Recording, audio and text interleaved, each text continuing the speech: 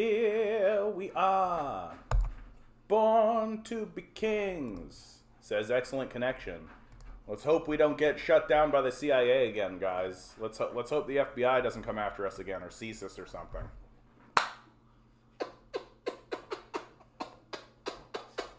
We've done it. We're streaming. I actually had a pretty good day today, you know.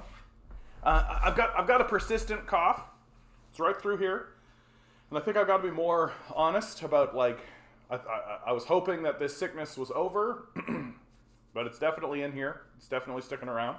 I'm still recovering. Eric, a pleasure to see you. You know all about this, dude. You know all about this. But I was able to actually do some yoga today. Was able to do just some little working out. Was able to clean up my apartment. Still have to do my dishes. Still got to tackle my bedroom. You know how it is, right? It's an ongoing, constant kind of thing. Major, an absolute pleasure. Good to see you. Good to see you guys. Oh my goodness. Oh my goodness. And like, I just got to remind myself, you know, and I feel like I got to remind other people all the time, is that this can feel very overwhelming. Like, I feel very overwhelmed. I feel very overwhelmed. And that's something that I've got to actually,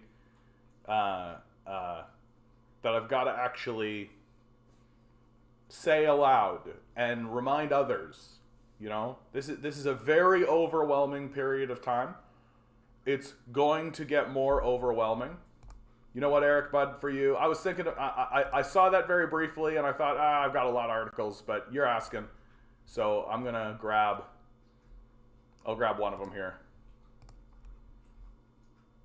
Get that in the studies show long-haul COVID-19 afflicts 1 in 4 COVID-19 patients regardless of severity, right? Like, it's a very serious thing. I've been seeing articles that we're just going to put that over there. We'll touch base on the COVID thing. I've been seeing articles that, like, the World Health Organization is still, like, saying that COVID-19 is a world health crisis. Like, they're not pulling back, right? Like, we are. The populace is. Because the populace is like, it's over, get over it, the strong will survive, cull the herd, right? We're essentially acting the way that fascists would act, right? Which is just like the weak will die and the strong will survive, right? Mystic, I'm so sorry to hear that you're sick, bud. I'm sorry to hear that you're going through that. Like, it's what a time to be alive. Oddity with just a casual fuck coastal gas link. Man, did I screw that up. It was like, fuck coastal gas link. Man, I inverted that as much as I possibly could have, eh? Yeah, dude, just like, absolutely. Yeah, necropolitics, social murder, absolutely. No, I mean, like, and the situation, I did today's video on this story, because I think it's actually very crucial to understand that our electoral system has been completely corrupted, is no longer capable of responding rationally. And the reason why it's become corrupted, because people on the right will always be like, the problem is government. The problem is government. But that's just a symptom. The problem is the structure of capital itself that purchases the government. Who owns the government is the question that you should be asking these guys, right? And who is the one that is, who are the people who are driving this? And without a doubt, it's the capitalist class. Here is, if you don't know the story, Anjali Appadurai, this is my statement in response to news that the BC NDP election CEO has recommended my disqualification from the BC NDP leadership contest between myself and David Eby. If you are a supporter of my campaign or just believe in the BC NDP, please sign the letter run petition. This is her statement. I am disappointed but not surprised by the recommendation. Like so many of us, I wanted to take part in a healthy contest of ideas and a renewed conversation about the relationship between the party grassroots and its decision makers. I believe that British Columbians deserve this conversation, especially in these extraordinary times. The ideas I have brought to this race of climate justice, public ownership, and ambitious investment to shore up essential services show us what a true emergency response from our government should look like in a time of concurrent crises. Thousands of British Columbians saw their own values reflected in my candidacy and are the reason for the unprecedented wave of excitement and sign-ups to the party. It was the politics of the campaign, not the process, personnel, or tactics, that attracted the number of members that it did. From the beginning of this race, however, there's been a careful narrative cultivated online. An absurd story about a hostile takeover by outsiders. But what my campaign has been about from day one is traditional democratic socialist values. Look at this. She said the word. She actually said the word, guys. She must be destroyed. She's saying the word socialist. She has to be destroyed. Galvanized by the insurgency and passion of a new generation of NDP movement organizers. The thousands of new members my campaign attracted have been treated with suspicion. The party has called thousands of them and subjected them to loyalty tests. The intent was clearly not just to ascertain the legitimacy of their memberships, but to make a case to disqualify many of them. The CEO has reported that 17.7% of the more than 2,000 new members contacted are ineligible because they're supporters or members of other parties. But she has not made clear what definition she is using to define supporters of other political parties. It is clearly an unreasonably broad one. New members are being disqualified because they previously volunteered for or donated to another political party, even in another jurisdiction. So like someone like me, I volunteered my time for the Green Party several elections back, so I would be disqualified from this, right? Because at one point in my life I supported the Green Party, right? Those coming from other parties, those joining a party for the first time, or party members who have left and are now returning, they should all be welcomed to the party. Leadership candidates in particular should strive to give them a reason to stay. And if previous membership in or donations to other parties in other jurisdictions merit expulsion from the NDP, then there are current members of the caucus and provincial executive who might have questions to answer as well. Let me be clear. Our campaign followed the rules, and this recommendation of disqualification is the result of a biased and unlevel playing field, repeated changes in interpretation of the rules, and ultimately, an attempt to control a situation in which an underdog candidate out-organized the frontrunner, signing up many more members in just 25 days. If there are new members that are genuinely still members of another party, I believe they should be asked to choose, and made ineligible to vote in the leadership race. But for the sake of our party's reputation and electoral viability, I believe it is imperative that we let the members choose our next leader. I urge the provincial executive to allow the race to continue and let democracy prevail in our party. Finally, when I submitted my application to be a leadership candidate in this race, I signed an agreement with the party that the details of the application process should remain confidential. Somebody has broken that agreement. It was not me. Now that this public information is public, and in order to defend my reputation, I am telling my side of the story. Attached is my full submission to the CEO of the leadership race, Elizabeth Cull. In it, I detail my response to her recommendation of disqualification and appeal to the party to reconsider this recommendation.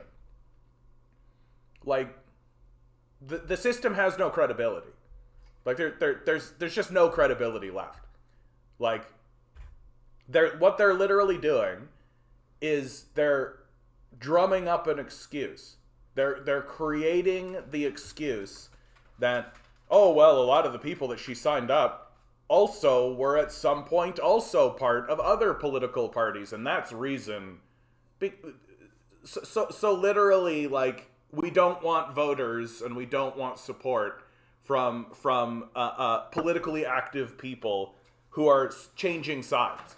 We're not interested in changing sides. So you're not interested in people who are changing sides who are already politically active, and you're not going after voters who are inactive. So at the end of the day, it's pretty clear that they don't care about the votes. They don't care about the votes. They care about what their corporate donors and what their corporate owners want. And if this woman is going to show up saying words like socialism, saying scary, terrifying things like climate justice, right? She's got to be drummed out of the race. And so they're creating a bullshit reason, which is bullshit. Like, it's obvious on the face of it. You got to have a nail in your head. If we literally followed these rules for election races, there would be just don't do an election. Like, there's no reason to do an election, right? Like, the whole concept of swing state, right, in the United States election implies the idea that sometimes people go Democrat and sometimes people go Republican and then sometimes people go independent, right? So unless you're a hard-line, dyed-in-the-wool, bought-in since the day you were born NDP supporter, and thereby, because of the way the structure of the system works, thereby just a supporter of corporate power and of the corporate coup d'etat that has taken over the nation, right? Then we can just chase you out with this absolutely asinine bullshit excuse.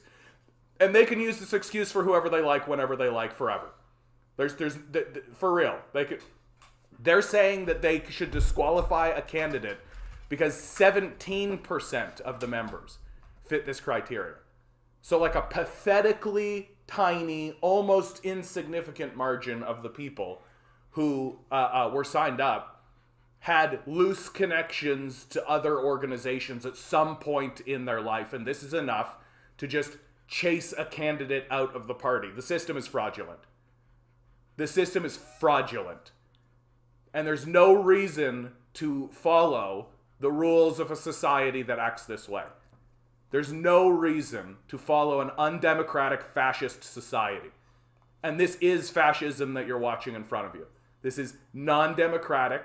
This is the destruction of credibility of the entire electoral system. There is no reason to go along with this.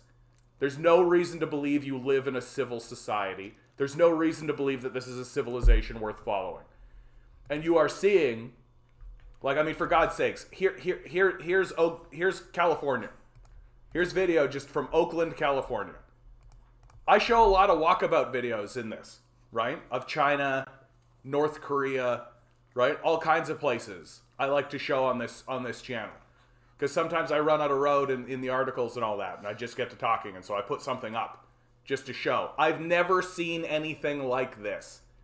I've never seen anything like this in any of those videos. I'll show videos from fucking Africa, right? And sure, there's like a certain degree of poverty, right? But it's not like this.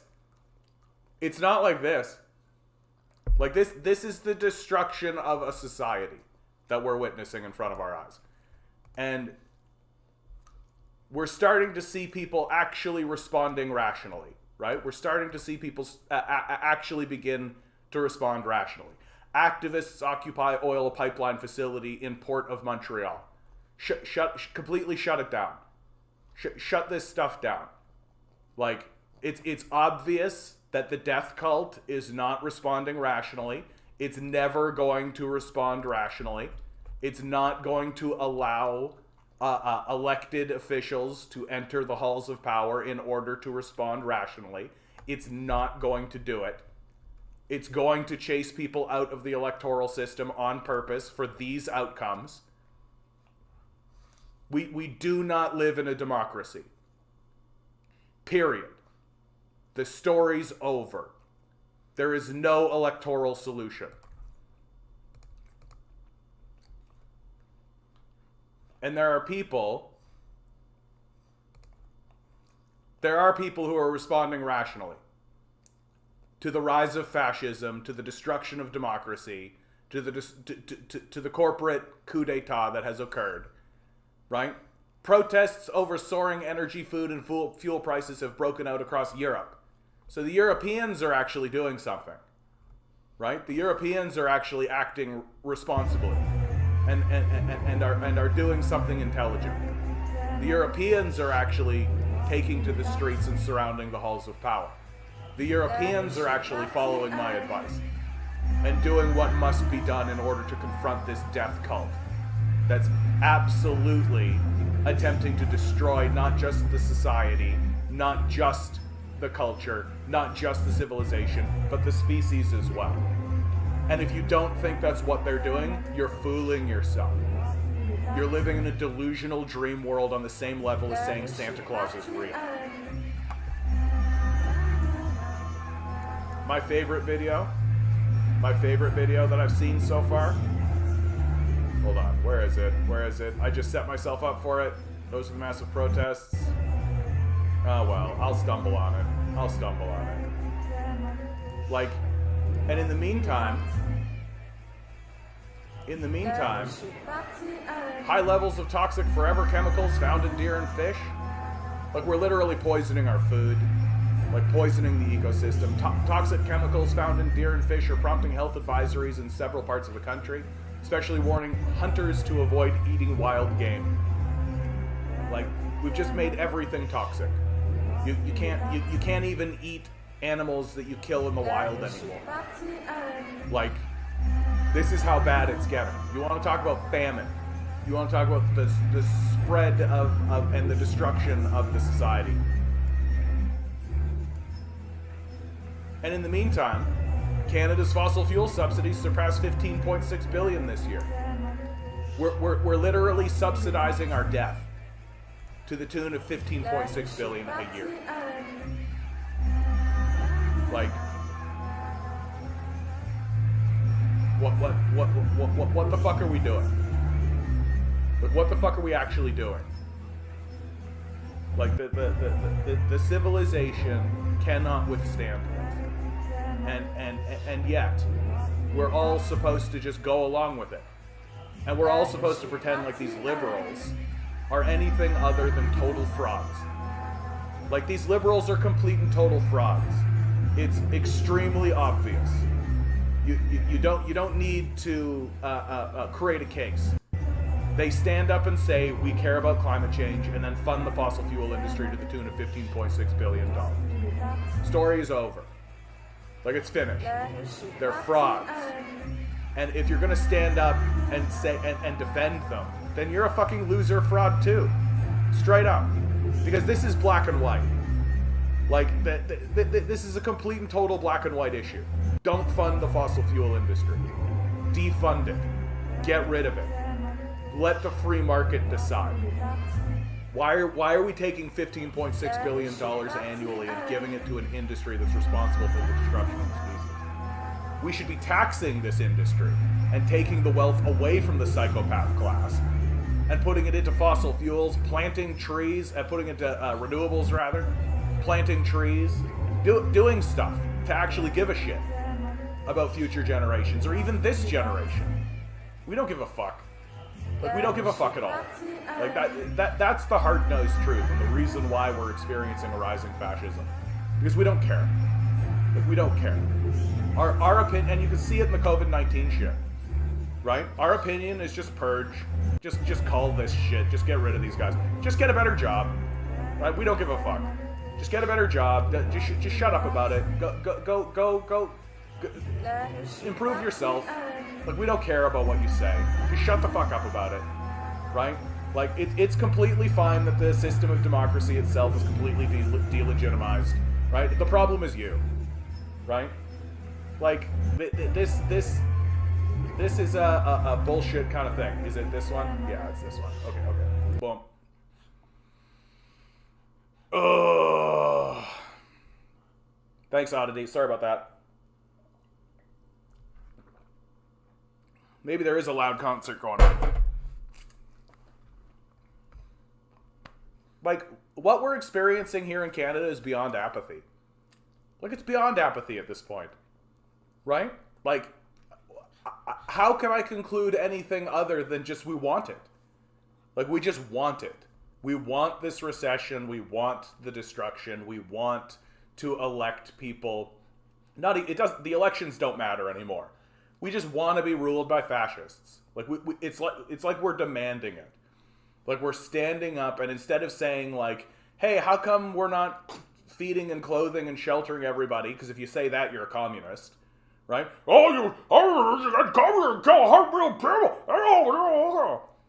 Instead of saying, like, hey, how about we find solutions, like easy, rational solutions to the problems, we're literally just saying, man, I can't wait to enslave myself to a billionaire.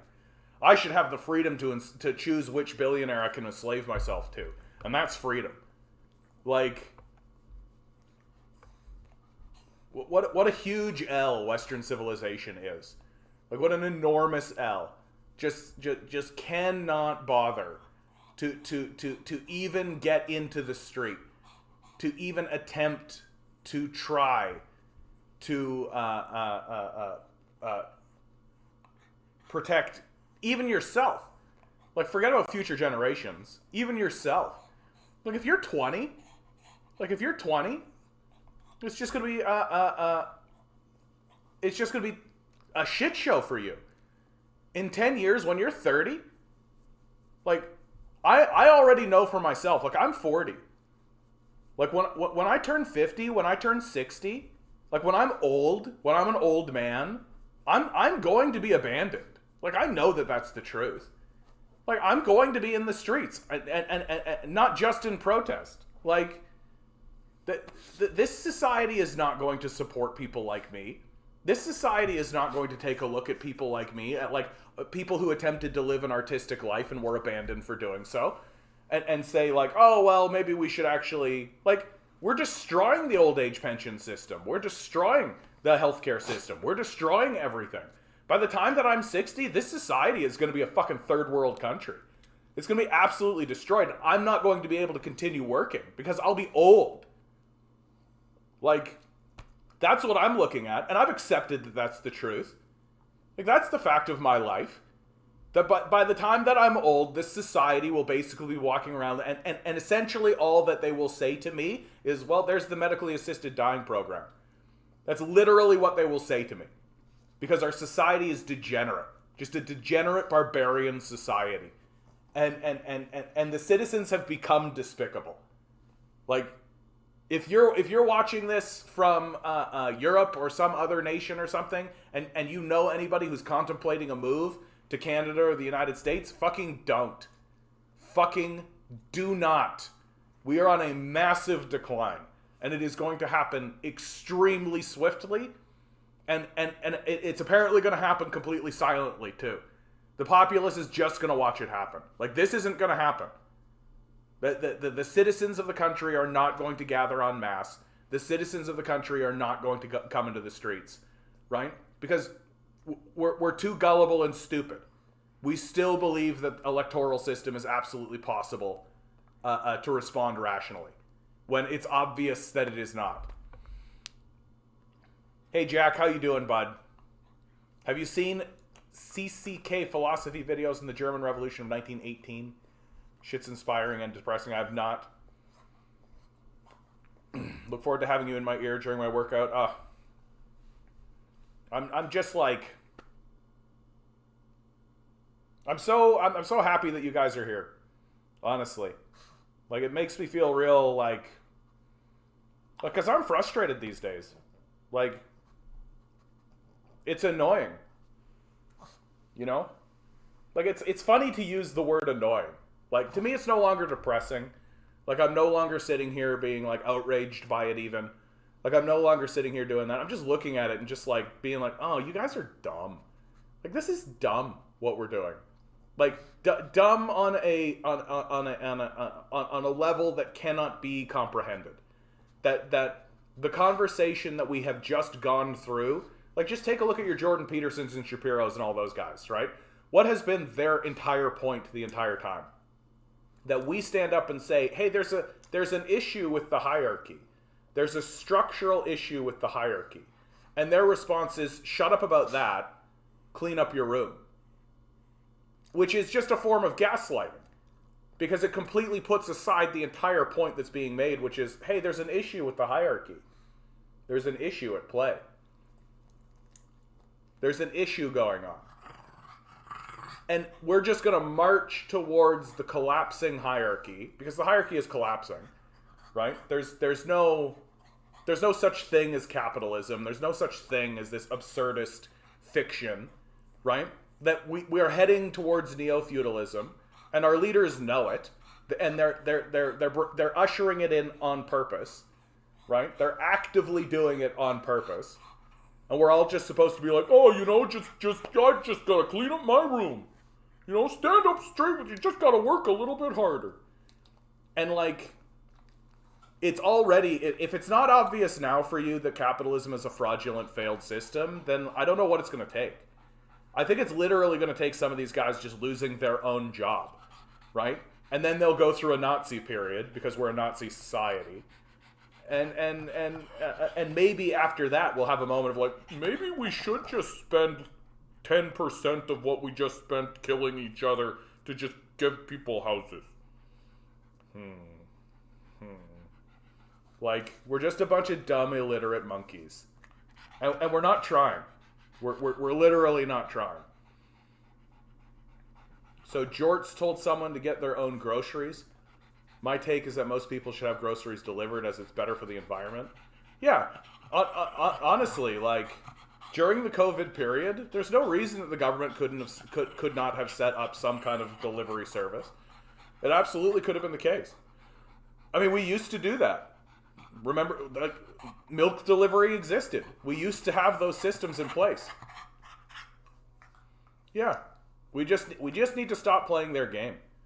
Like, but the problem is that they've taken control of the crucial aspects and want more control, right? Like, and crucial aspects are things like housing and food. And because it's a death cult, like, they're completely fine to impoverish people and see them starve. Like, they're fine with that. Like, and they've outright said to us, like, I'm not going to feel guilty about our success of destroying the society. We're successfully destroying the society, and we feel good about it. This is essentially their ethos. I mean, for God's sakes. Exxon knew of climate change in 1981, but it funded deniers for more than 27 years. Right? Like, I've said this 100,000 times. Like, literally, The Guardian is publishing the entirety of the email in question, as well as having an enormous, like, all of these people should be in jail for the rest of their lives. Every single one of them. The people who are responsible, like, I can believe in a narrative that says the fossil fuel executives sort of created this climate change crisis accidentally. That we're like, oh goodness me, we had no idea that burning this carbon was going to create, like, because it is it is a large systemic issue, right? Like, compared to the shit that we're usually dealing with, it has a complexity to it, right? And I can buy this idea that initially they were like, oh, goodness me. They denied it for 27 years and funded disinformation. They funded disinformation. These people should go to jail as treasons, as traitors. We should consider them traitors. Traitors not only to our own civilization, but traitors to humanity itself. They should go to jail, and we should forget where they are. We should lock the door, throw that key away, walk away, purge the information from where we left them from the docket, and just forget about them. That's what should happen to these people.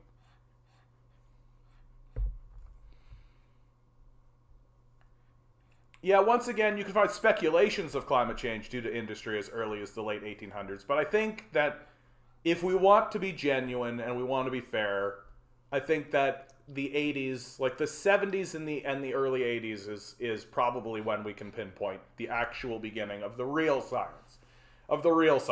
Right? There is a difference between some scientist somewhere publishing like a blurb in a newspaper being like, you know, interesting. Like, I think, like, we're burning this stuff and it's going to go in there and all that kind of stuff. There's a difference between that and like a full scale, like, and the thing that makes this so damning from Exxon's perspective is that it's Exxon's own scientists, right? It's not like the University of California who's like lobbying Exxon, right, or something like this. It's not a collection of scientists. It's literally Exxon itself saying, is there anything to this? And their own scientists going and doing the study and being like, yeah, bro, like, this is it. Like, this is the truth. You hired us. You paid us. Here's what's going on. And Exxon going, instead of Exxon going, oh, okay, we got to act like responsible adults. We got to care about this. This is a national security issue. This is a major security issue. It concerns the entire, not only the country, but the globe itself. That sure, we've gotten to this point and we bear responsibility for it because of what we're doing, but we didn't know, right? Maybe there was speculation, but we didn't know. And so now we're going to work with the government. We're going to put forward, we're going to create new initiatives and new ideas and new thoughts, and we're going to tell the public, this is what's going on. We're going to mobilize an entire effort, which we already did once before with the aerosol thing. Remember, we were punching holes in the atmosphere, and the scientific community said, yeah, it's aerosols. It's aerosols that are doing it. And so what did we do? We banned the chemical that was in the aerosol, and guess what happened? The Earth healed itself, right? So we've already done it. We already went through it once before, right? But instead of that, instead of acting like responsible, reasonable adults with a soul and compassion and empathy and any kind of basic sense, for 27 years now, these guys have funded a campaign of disinformation to pretend as though the issue that their own scientists told them about doesn't happen. These people should be in jail. These people should be in jail. They should have no assets. They should have all of their assets stripped away from them. We should nationalize these, and we should cease listening to any of them and consider their defenders Nazis, which I do, by the way. If you're defending this, you're worse than a Nazi, because even the Nazis weren't trying to destroy the species. Even the Nazis weren't trying to destroy their own civilization and their own country. Even they were moving forward with the idea of, yeah, this will be for the greatness of Germany. They weren't saying, yeah, we'll destroy Germany, eviscerate it, and ensure that future generations will have no chance of survival as well. The people of ExxonMobil are worse than Nazis. The worst organization that has ever been on the planet, and it's not close. And it's not close at all. Not even remotely.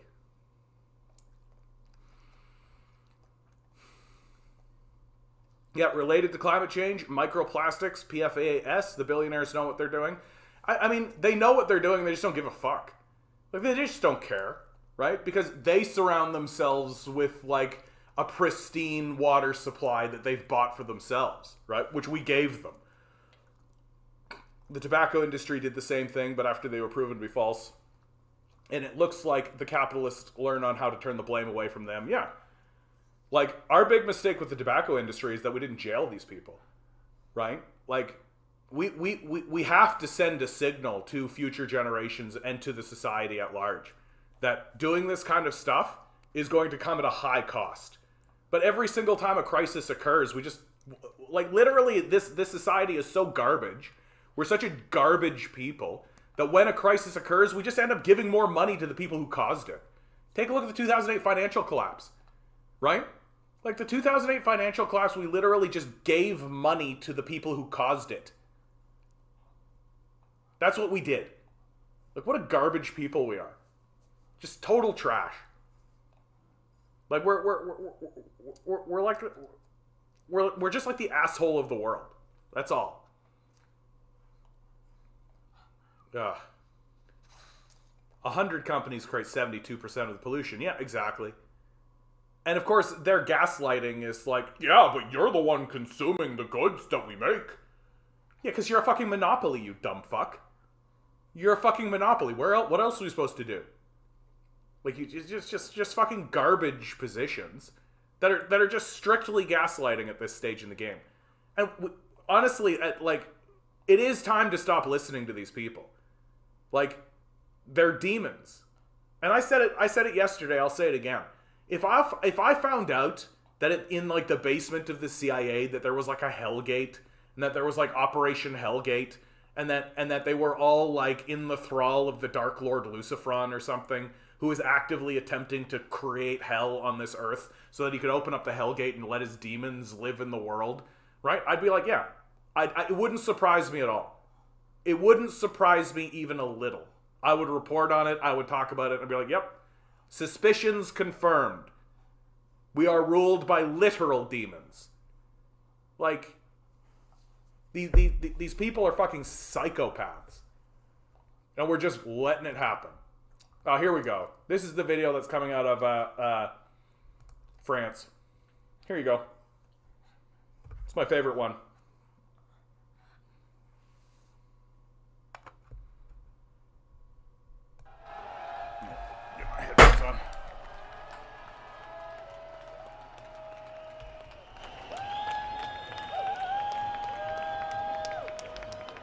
During the Occupy movement, I was against this kind of activity, but then I grew up.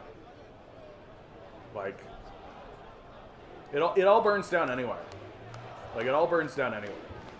Like, I don't see any reason why, and the citizens seem to agree with this.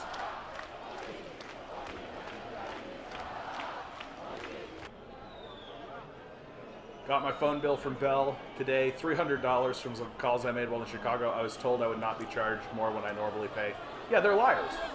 Like, that's all it comes down to, Nova Scotia. Like, they're liars. Like, don't trust any of these guys for any reason whatsoever. Like, they will not tell you the truth. They will lie to you. And there's literally no reason why they shouldn't. You can't go anywhere else, right? They have a monopoly. Like, they don't give a fuck at all.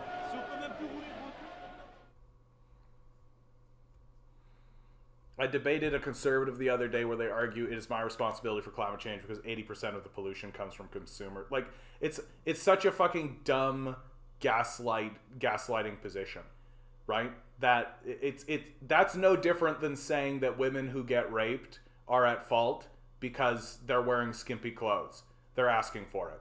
That's the same kind of logic. That what these conservatives refuse to acknowledge is that the corporations have monopoly power. We literally can't not consume from them. That the alternative is literally just starvation. Like that's and of course, I mean, there's no, like, these conservatives are Nazis, right? That's essentially what he's saying to you. He's just telling you to go die. That's what these Nazis are saying. That they're just saying go die. Because they don't care about you. They want you to die. Their whole ethos surrounds an ideology of purging the society. Just take a look at how we responded to COVID-19, right? The entire ideology is might makes right, and if you can't survive, then die. That's and their mercy in all of it is erecting suicide systems that will help you actually commit suicide. Like, this idea that we're dealing with conservatives is over. These people are Nazis. They are attempting to destroy the society. They are attempting to destroy the civilization. It is obvious. It is obviously the case that their goal, their stated agenda, their objective that they are attempting to pursue is the wholesale destruction of the species.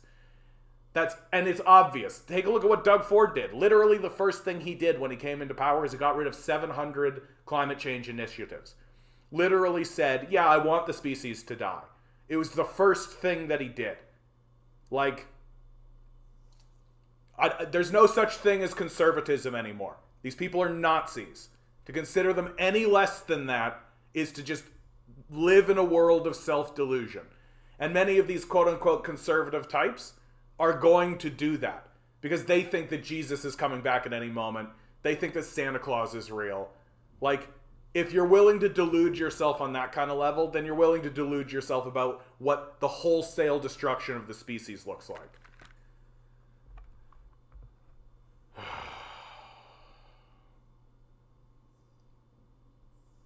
France is mad for some reason. Yeah, I have no idea why. It could be the collapsing of capital, right? That the capitalist system is destroying itself intentionally and on purpose. Like, I cannot overstate this. And I will continue to repeat it over and over and over again. They're doing it on purpose. We know they're doing it on purpose. They continuously tell us that they're doing it on purpose. They're continuously saying to us that whether it's coming out as a Great Reset, right? Whether they're saying, well, we're heading towards the Great Reset and we're all that kind of stuff, or whether they say we're heading for a recession, or like the Federal Reserve was as transparent about it as they possibly could be, that their goal is to increase unemployment. Like, their goal is the destruction of the society. And the babyish apologetics that we're seeing coming out of this occurs because you just have children who manage to, like who's the guy that keeps popping up on my feed over and over again is this guy Destiny. This fucking StarCraft player who is illiterate, whose only skill is that he talks a lot and he talks really fast, right? But he's essentially just a pro-imperialist boob, and he's got an enormous following because he played a video game really well. And then when he was finished with that video game, he pivoted into politics, a subject he knows nothing about and is too stupid to articulate anything meaningful in. And he keeps going and debating people who are just as illiterate as him. And so he looks smart because he talks really fast, and the points that he makes are pro-imperialist talking points. And he never actually has a meaningful discussion with anybody reasonable. And when he does, he gets completely schooled. Like, he had one conversation with Richard Wolff one time, and Wolff just pushed him over. Like, he literally looked like an idiot, because he is an idiot. And this is the only skill that these right-wingers have left, is just talk really fast. And assume that the illiterate masses, because the masses are illiterate, are just going to think you're smart because you're just talking really fast. When the truth is that their talking points are so easy to push over. It's just that nobody's allowed to actually be platformed. That if someone like me actually gained enough of a following that I could actually end up talking to one of these guys, they'd literally deplatform me. That's what's going to happen. And so we're just being led down the garden path by these overt, obvious Nazis. And it's going to blow up in our faces in enormous and serious ways. And it's going to blow up in our faces because of our cowardice. The Destiny v. Michael Brooks debate, yeah. No, that's just it. Destiny, he doesn't debate. He just says a bunch of shit. And the reason why I'm really going off on it is I watched him in a quote unquote debate where he was talking about the Ukraine-Russian war, and his entire point was Ukraine declared independence in 1991. Story over. As if the 2014 coup didn't happen, right? As if the Donbass war didn't happen, right? Conservatives are mad at Ford for siding with Trudeau using the Emergencies Act. I mean, I think I've got one article here. What was the article that I had about the Emergencies Act, which was, oh yeah, because they're starting to leak things about the Emergencies Act, and it's that the study of the Emergency Act shows that there was no foreign interference, right? That the Freedom Convoy was not funded by foreign actors, right? Because that's one of the big narratives that's been swirling around, that it's Russia that's funding them. It's Russia that's funding them. This is a Russian psyop, right? As opposed to what it actually was, which was a bunch of pissed off truckers, right? Oh yeah, literally right here. CSIS found no foreign actors funding the convoy protests. And I'm calling it now, guys. I'm calling it right now that the quote unquote evidence that they're going to use in order to justify evoking the Emergencies Act was that they found a couple of guns in a couple of these trucks. That's what they're gonna do. That this guy had a shotgun. That guy had a long rifle. Some of these guys had incendiary devices. So yeah, they're truckers. Yeah. But the populace is so childish and so incapable of living in the world in a reasonable and rational way, and so disconnected from being able to even imagine or perceive anything outside of their own eyes, right? They literally cannot take themselves and put themselves in the position of a trucker who's going across Canada and into the United States alone and by himself and think, maybe it's completely fucking reasonable that somebody would have a firearm given the profession that they have, right? And guess what? I grew up around these truckers. I grew up around these guys. It's completely fucking reasonable that these guys have a gun in their cab. It's incendiary device, like a road flare. Yeah, exactly. Well, this guy had 200 gallons of gasoline in a truck. Oh, wow. Who could possibly imagine why a fucking semi-truck would need gasoline, right? Like, and this is what's going to happen. I'm calling it now. And if it doesn't go down this way, you guys feel free to make fun of me. Like, this is how confident I am in how this is going to go down. That they're going to release a report, and the report is going to say, we found rifles, flares, gasoline, the shit that truckers have, right? So, and they're going to put that out into the media, and the Toronto Star, and the Globe and Mail, and the National Post. Maybe not the National Post, actually. The National Post has been pretty on side with the Freedom Convoy. They're going to come out and they're going to put forward this idea of, these are dangerous individuals. Look, they have guns and oh my God, and we had to do it because they were called, oh my God. And when the Ontario, the Ottawa police force was like, we didn't ask for the Emergencies Act to get evoked. When the RCMP are like, we didn't ask for the Emergency Act to get evoked. We felt we had this under control. We felt like we were doing a reasonable job of actually keeping control of this, right? And when you actually talk to the Freedom Convoy people, like these people are fucking just clueless. Like, they're truckers. They're just fucking truckers. That's it. Like, they don't actually have an ethos that goes any further than leave me alone. That's it. Like, that's it. Their entire ethos from the beginning is leave me alone. And the idea that they're doing anything grander or bigger than that is dumb. Like, it's dumb. They end up being in this, like, fascist kind of group because it's been the fascists that have adopted them. The fascists that have been like, yeah, come on side, vote fascist, right? But if the liberals had been like, oh shit, and actually gone and talked to these guys, like, ugh. I'm so annoyed with how liberals respond to that, by the way. People I respect, people I see around, like, have been like, oh, well, if somebody showed up to my house and they were honking horns and being mad, you want me to go and talk to them? It's like, bro, like, elected officials are not like public members who live in houses. This isn't a dispute between civil, like, they're the government.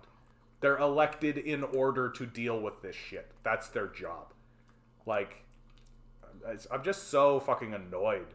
And when the public inquiry shit comes out, they're gonna pound on the pulpit and be like, oh my God, look, we found a rifle in a trucker's, like, yeah.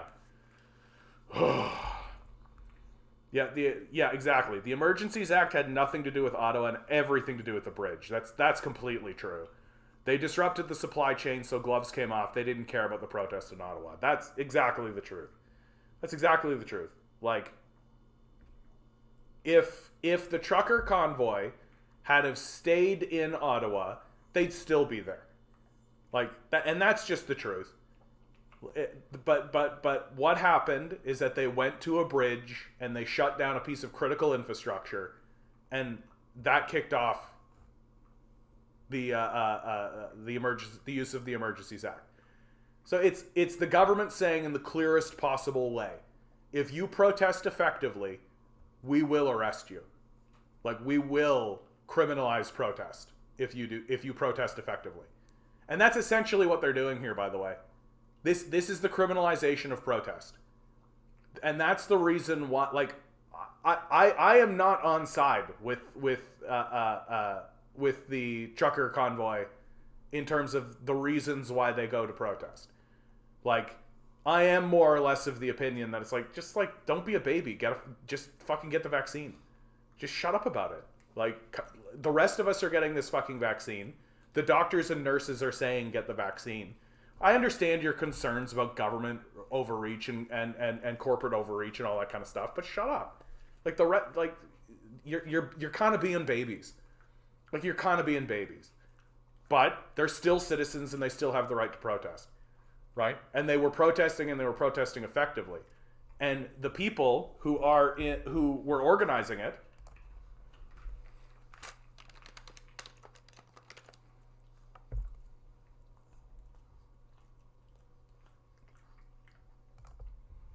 So Tamara Lich is still going through this, right?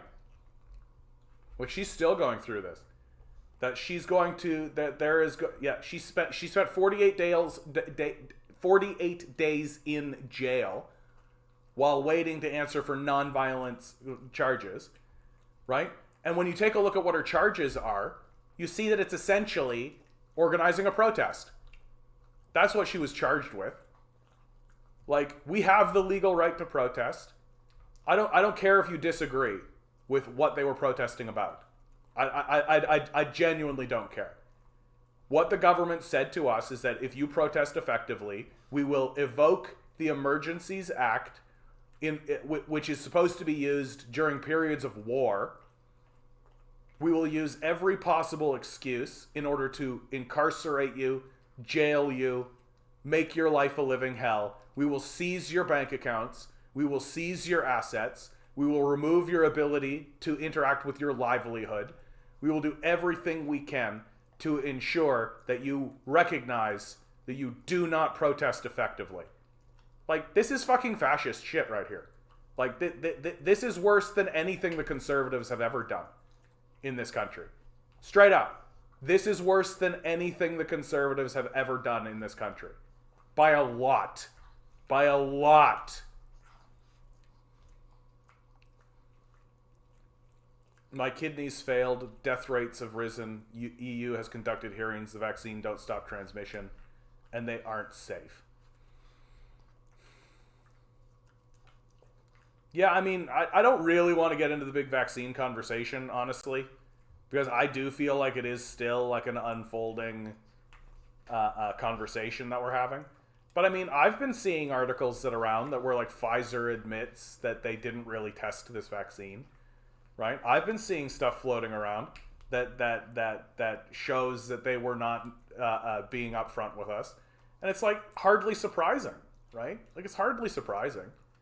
Like so we're criminalizing people because they didn't want to go along with what known liars were lying about. Like, yeah, that's basically what we're being told, you know? Anyway.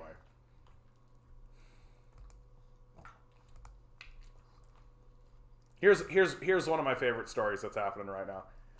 We do think that inflation has peaked. Economists expect September's inflation data to be released Wednesday, right? And if you actually read the article, it's just your classic economics bullshit, right? Just like, oh yeah, the Ukraine-Russian war has its impact is not done, and the supply chain chaos, yeah, it's finally getting unsnarled and all that kind of stuff. The hard reality and the truth is that the corporate overlords jacked prices as far as they could go, and now the public is responding to it and actually pushing inquiries through the federal government, right? Like we saw a bill get passed unanimously, an NDP bill that got passed unanimously through the House of Commons that was like, we should investigate this. We should do a public inquiry into the nature of what is causing inflation. And that's the signal to the corporate power structure of, okay, we gotta pull back on the price jacking. We can't just keep jacking prices this way. The public is revolting. Right, that the political apparatus is signaling to us that if we don't back off on this, that it will be forced to move forward with more serious consequences. Right, that's what that negotiation is, by the way. That the NDP stood up because their base was basically saying these guys are jacking prices on us. It's obvious, right? And so they put in a members bill, and the Liberals and the Conservatives and the Greens are not going to say no.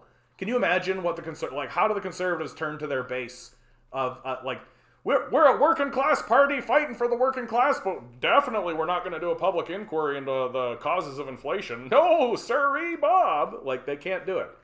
So they got to push through this bill, and it's the political apparatus signaling to their owners that, hey, the public are pushing back. Hey, maybe stop jacking prices so much. The public's pushing back, right? We will be forced to do more serious shit if you continue doing this. And so the corporations are going, you know what? Looks to me like inflation has peaked. Yeah, inflation's definitely peaked. Yeah, looks like, you know what? We're just going to steadily, everything's stabilizing again. Oh, look, I guess jacking the interest rates and impoverishing the nation and forcing a recession on them worked. Like, that's 100% what's going to happen. That's 100% what's going to happen. And that's the narrative that they're going to come out with. That, we jacked the interest rates, impoverishing a bunch of people and bankrupting people, and so that we could buy up their assets on the cheap. And it worked. Yeah, it definitely worked. Suppose prices will drop now? I mean, no, but this is the grift, right? And this is what Nazis do, right? They push as far as they can go until there's a pushback, and then they stop there. And they wait for things to normalize there, right? So, and maybe they decline it by like a little bit, which you can see in the housing market. They decline it a little tiny itsy bitsy bit. And then once things settle back in, they start to push again, right? That's what Nazis do. And we live in a Nazi society. Make no mistake about it.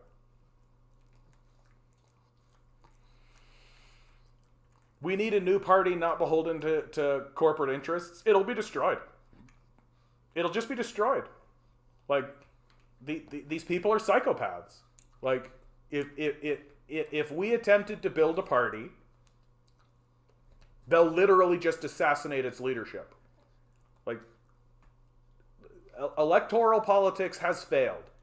The system is corrupted. It cannot be reformed. We literally went over this right at the beginning of all this. Like, this is the signal, if ever you need it. Like, if ever you needed it. Yeah, Toronto's sitting on the biggest housing bubble in the world right now. Well, and it's getting so bad and so ridiculous that new poll shows richest Torontonians support raising property taxes on homes worth over $2.5 million in order to invest in better community services. It's getting so bad that even the wealthiest Torontonians agree. Toronto should raise property taxes on the wealthiest homes to invest now in public services. A recent poll found the vast majority of voters from across the whole city and across all demographics support making investments now in public and community services, even if it means a small property tax increase for property valued over $2.5 million. The survey, which reached voters in the final month of Toronto's municipal election, measured attitudes on issues that may affect voting behavior, etc., etc., etc. Like, 72% agree that Toronto should invest in public and community services. 72%. They should purchase housing stock to create affordable community. 75%. Increase protections for renters. 85%. Support community benefit agreements. 80% want developer money out of municipal elections. 83% support improving the frequency and reliability of TTC services. 77% support changing planning priorities. 81% support redirecting responsible and nonviolent mental health and overdose response. Yabba, yabba, yabba, yabba, yabba. None of that's happening. Exactly 0% of any of that is going to happen, even though there's supermajority support for all of it. Why? Because none of that enriches the billionaire psychopath class. That the billionaire psychopath class has picked who they want, which is either a rapacious psychopath like Doug Ford or Rob Ford, or some milquetoast yes man like John Tory, who will just do what he's told. Like, the system, and if a mayoral candidate began to ascend to a degree with the intention of doing any of this, they would do everything they could to destroy him, and they would succeed. Because they don't stop at just like, they don't stop at scandal. Like, they don't stop at scandal. They will kill people, and they have killed people. Like, and the idea that that's off limits for some reason, yeah, because CSIS and the police are definitely investigating that shit, right? There's definitely consequences for that kind of stuff. Yeah, isn't it wild that this fictitious thing we call money dictates all aspects of our life? People die over it. Unbelievable to me. I'm still baffled by it. You know what, Anemone? This is a really, really good conversation to have. This is a really good conversation to have because I think that it really cuts to the heart of what humans are and how we and the nature of our existence, right? That the discussion about our infatuation with money is a religious conversation.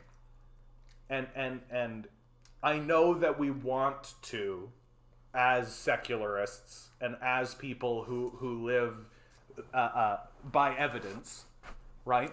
That we want to engage in these conversations through the truth of history and the truth of material reality.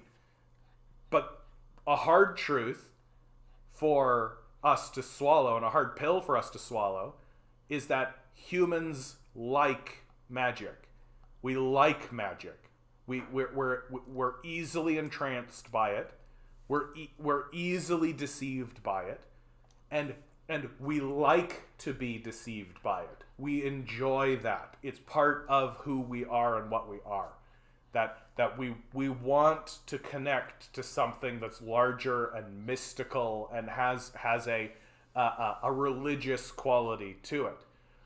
And because we have dismantled, by and large, religious iconography and religious ideologies through the society, well, other religions have erected, right? The religion of neoliberalism, the religion of money, has supplanted non-secular forms of communicating about the nature of reality and our place in it.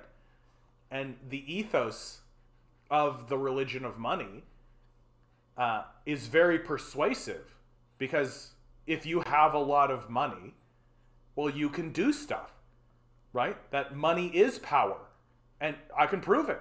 If I get a bunch of money, I can do stuff with it, right? So money is power. And the simple ethos that says that oh, money, if a person gets a lot of money, then they're a good person, because if you have a lot of power, you're better, right? This is the nature of the fascist society that we live in, that we just assume that those with power are good, right? Just take a look at your fucking Marvel movies. Why are any of those people celebrated as heroes? Because they're powerful, right? And the only ethos that's ever come out of any of those superhero movies is with great power comes great responsibility, which I think is a childish perspective. Like, no one should have the kind of power that these people have. Like, no, we should not have nuclear bombs. We should not have these weapons in order to destroy entire civilizations and societies overnight. We simply shouldn't have this shit. We just shouldn't have it. And yet here we are. And yet here we are. And a big reason why we are entranced by this fictitious created idea of money is because it's supplanted our mystical pursuit. That instead of pursuing the internal infinite universe that exists within you, instead of pursuing the infinite nature of the great divine, instead of plunging yourself into an exploration of the quantum energy that we live in, right? We're replacing all of that with the abstract notion of little pieces of paper. And we're imbuing that with meaning. Because we refuse to acknowledge that we are part of a grander system. And that grander system probably understands more about what's going on than a bunch of scared little monkeys who refuse to interact with it. Like, that's the biggest killer for us. is that there's this entire system of creation, that there are rules that we live in, right?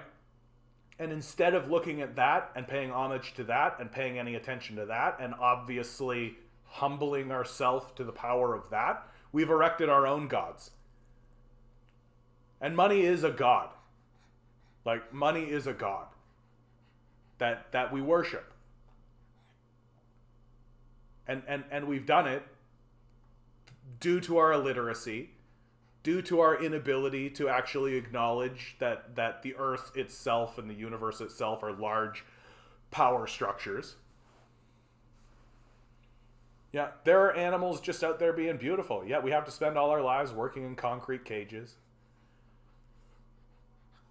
Organize the masses and you won't need money to force change. $1 billion is a dangerous weapon. That's exactly right. That's exactly right. The idea that a single individual should have $1 billion, like, what the fuck are you talking about? I can't imagine a stupider idea. Even if you want to pretend they earned it legitimately. Like, to me, that argument is no different than saying, but I built a nuclear bomb. Like, I went and got the uranium, and I did all the research, and I figured it out, and I built a nuclear bomb. What's the problem? That's essentially what these apologists for capital are saying. That it is, we should accept the idea that if somebody gathers all of the components and builds a nuclear bomb in their house, we should all accept it. No. Like, no. Like, when a psychopath like Kevin O'Leary stands up and says, you just want to punish people who are successful, the response is, yes, we would like to punish people who are successfully building nuclear bombs in their house. Like, yeah, we absolutely would like to punish successful serial killers. We absolutely would like to punish successful thieves. Yes, we would absolutely love to punish successful wealth holders. Like, I don't, why is this controversial? Obviously, what you're doing is illegitimate. Like, obviously. And we're seeing the negative outcomes of allowing somebody to have $1 billion. Because what the first thing that they do is erect entire institutions to spread disinformation into the society in order to justify their existence when they have no justification. There's no reason to tolerate a billionaire. There's no reason why we should give a shit at all about people like Bill Gates and Warren Buffett and Elon Musk and Bezos and all these guys. These guys should be considered like pencil-pushing nerds. These guys should be considered like somebody like Jeff Bezos, who's the CEO of a company that's creating new distributive chains and all that kind of stuff. Like, we should all be looking at that guy going like, huh, what a nerd. Like, yeah, so let him have a big house, let him have a car, let him have all that kind of, like, fine, let him have a reasonable life and all that kind of stuff. Like, nobody's saying impoverish this guy, right? But the idea that we're going to give him, like, $200 billion, what the fuck is wrong with you? Absolutely not. There's no possible reason to justify this outside of I worship money and I'm slavish to just fucking, just like, blah, blah, blah, blah, blah. That's all it is. It's just fucking bootlicking. At some point. Yeah, if billionaires work harder than all of us, couldn't we just take their money and they'll earn it all back super fast? Like, this is what's so fucking embarrassing, though, is that given the way that the system actually works, if you did take their money away and gave it to the bulk of the populace would turn around, buy the things they need with it, and all the money would end up back in the hands of the billionaire class. Because that's the structure of the system. That if you have a hierarchy like this, and all you do is you take a little funnel and go, well, we should slide that money back down into the bottom. Well, then it'll just come right back to the top, because that's the structure of the piece. That's the structure of the piece. The problem that's occurred is that we have this triangle that's inverted itself. So we have a triangle, a hierarchical triangle that looks like that. And then we've got another one that's on top of it, right? And here's where the pedophiles live.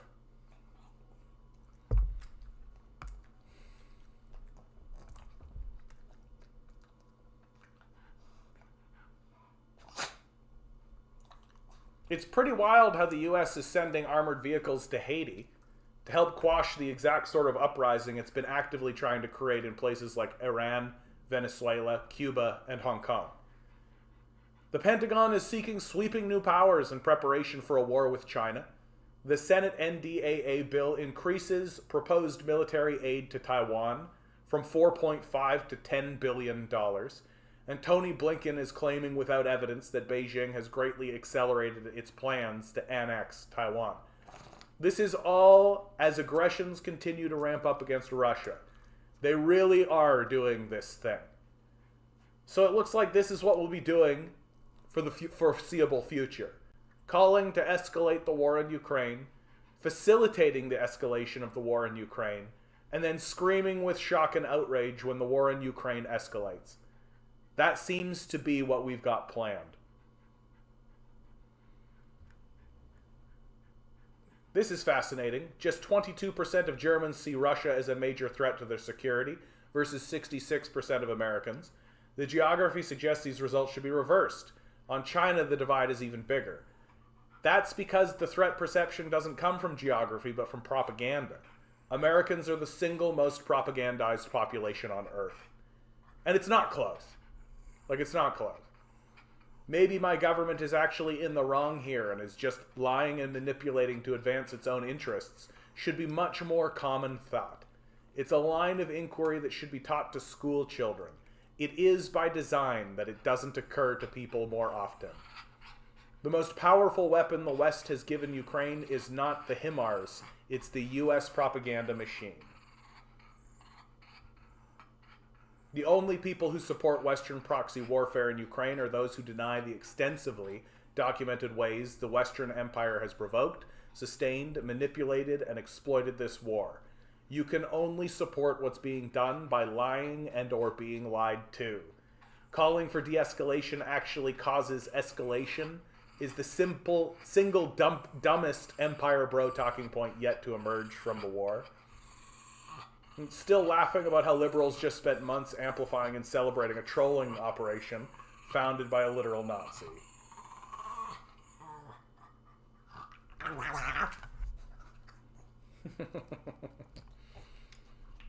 Like, yeah, where's all the Slava Haiti, right? Where's all the, like, how come nobody's changing their little Facebook icons to the Haitian flag, right? Because nobody gives a fuck. Because they're not white. It doesn't matter. Yeah.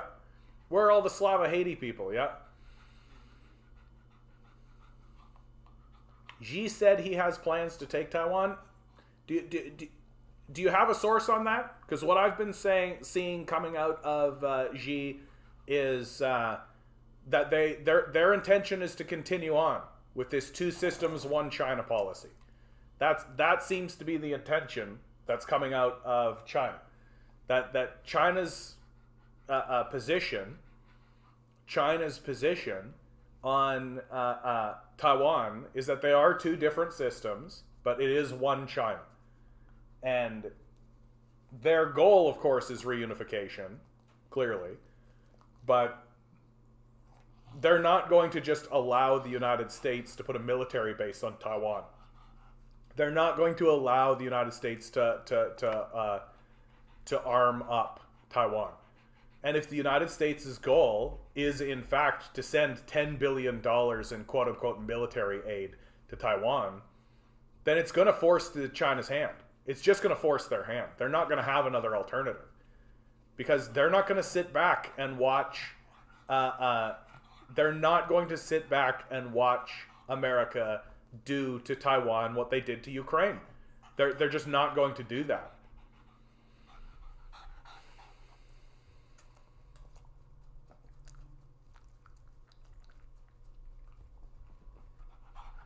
Make sure you like, share, subscribe to the video, guys. Do all the things. Hit all the bells. Hit all the whistles. Tell a friend, right? Tell people I exist. Send out the feelers. All that kind of stuff, right? Until I get, like, literally removed from the platform. Still gotta do this stuff. Oh yeah, we were just speaking about Xi Jinping, so why not? Western media is universally negative about Xi Jinping, not even close to being objective. Look at the last decade. Here are some of Xi's big achievements I can think from the top of my head. Number one, China's GDP more than doubled from 8.53 trillion in 2012 to 17.7 trillion in 2021. Not an easy job to grow such a large economy. Even India's GDP only grew by 77% during that time. Isn't that right, Milo? Isn't that right? You want some kisses? You want kisses? Oh, I love you too, buddy. I love you too. I love you too, buddy. China's manufacturing also kept growing in three ways: total output in value, share of global output, and moving up the value chain, becoming more high-tech. China's extraordinary rise in tech industries. In 2012, China had very little presence in smartphones, solar panels, electric cars, semiconductor design, telecoms, etc., etc., etc. By 2022, China had become number one in so many of these crucial sectors. Like China is year over year producing more solar panels than the United States has. Like and that's only and like the country that is improving solar tech is China. And in 5-10 years time, like solar technology and renewable resource technology is already cheaper and more efficient than fossil fuels. It's already there. That's why Saudi Arabia is transferring all of its power infrastructure into solar, because it's already cheaper, it's already more affordable. In 10 years' time, it's only going to be better. And where are the companies situated that are actually producing this stuff? China. So while we're sitting there being like, let's go back to coal, we gotta get coal back up and running. That's what we're literally saying. China is going to be going, hey, how about we sell you a solar panel that produces 3 times the energy at half the cost? So we're going to be buying all of this tech from China. That's what's straight up going to happen.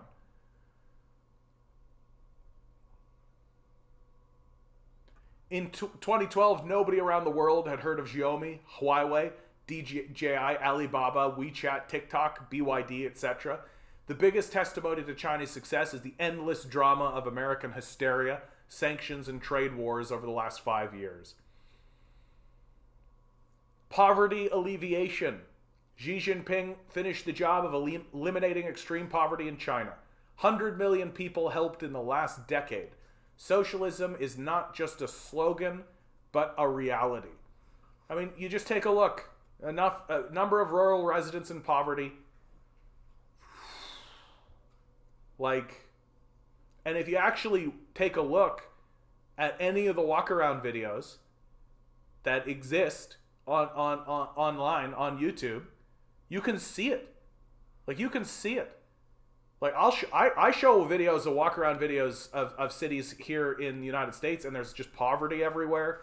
There's people doing drugs on the streets. I'm running across videos. I wish I had saved this video. I saw a Twitter video that maybe I could actually hold on, because I think it was Susan Sarandon Twitter. I think it was her that put it up.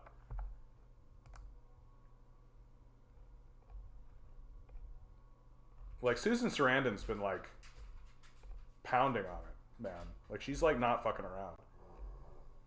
There was this I saw this video. Straight up, Susan Sarandon puts this video, and then there's a bunch of replies to it. No. Get the fuck. How do I see the replies? I don't want to reply. I want to see the fucking replies. I fucking hate Twitter, dude. I hate Twitter so much. I don't know how it works. Anytime I try to pay attention to it, it just feels very cumbersome. It's so difficult to all I want to do is open up the replies and see the fucking replies. I don't care to respond. I just want to see the replies. One would think that I would just click on this and it would open up the reply list. Fucking Twitter. I can't stand it. But I don't see this shit coming out of China or other developed like communist countries. I don't see this in fucking Vietnam. Like I don't see this around. Like this seems to be an American phenomenon. Like I wish I could get into the fucking, because there's this great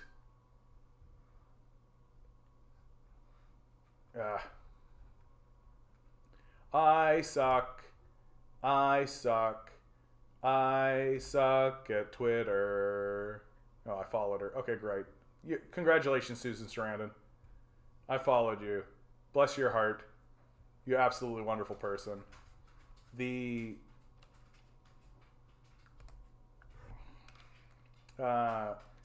movie about drug addiction coming soon. I saw this video and it literally is like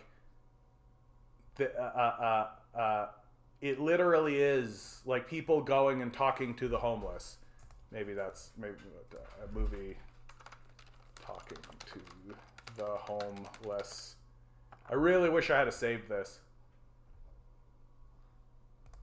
Was this it?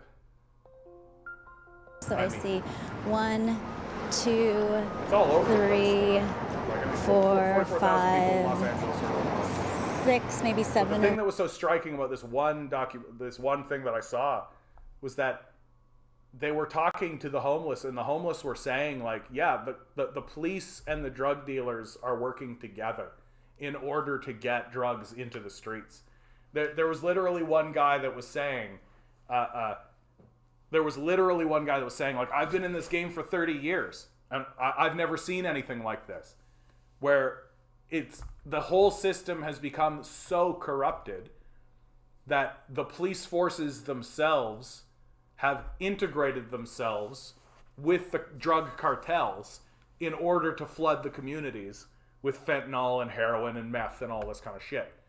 That they're doing it on purpose. And the reason why they're doing it is because it's profitable to do. There's money in it. Right? There's money in this. Why is this happening in America? Because it makes money for people. Because there's somebody making a buck on it. And they don't give a fuck if these are the outcomes. They don't give a shit at all. Like, they don't give a shit at all. They don't go here. They don't live in the city even. Like, they don't care. And all it's doing, and if you're a cop, you're fine with this. This just creates a little playground for you to go around in. You can denigrate these people like the fucking fascist that you are. Right? And just treat them like trash because you're literally already doing that. Right? And it just creates a never-ending supply of people for you to beat up. That's it. That's all. And it works for the drug cartel because they have a constant flow of people to abuse with these drugs. Right? So it works for all levels. Who doesn't it work for? The average citizen who wants to live in a stable society, who wants to live in a world that's reasonable. Well, tough shit. We got money to make. Like, this is the true face of American capitalism. Right here. Yeah. And doctors start you off with the addiction because they profit too.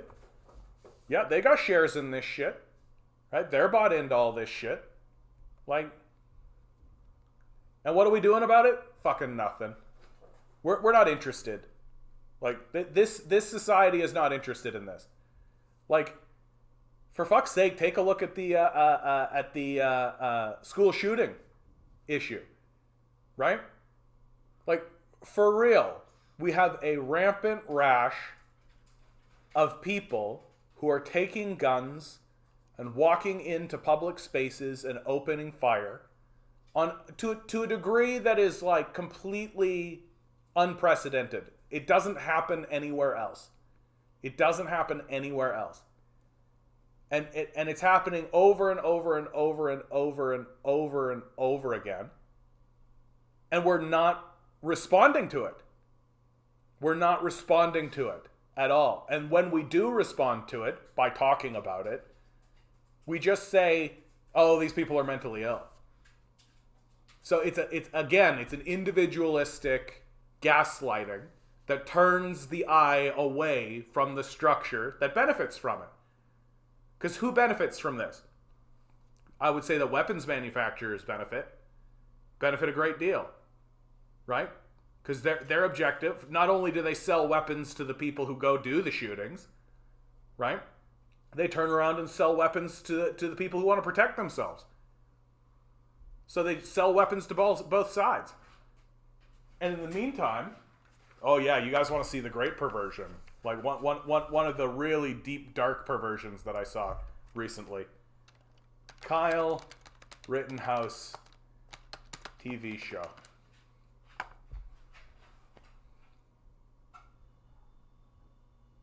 No. Come on. Not TV.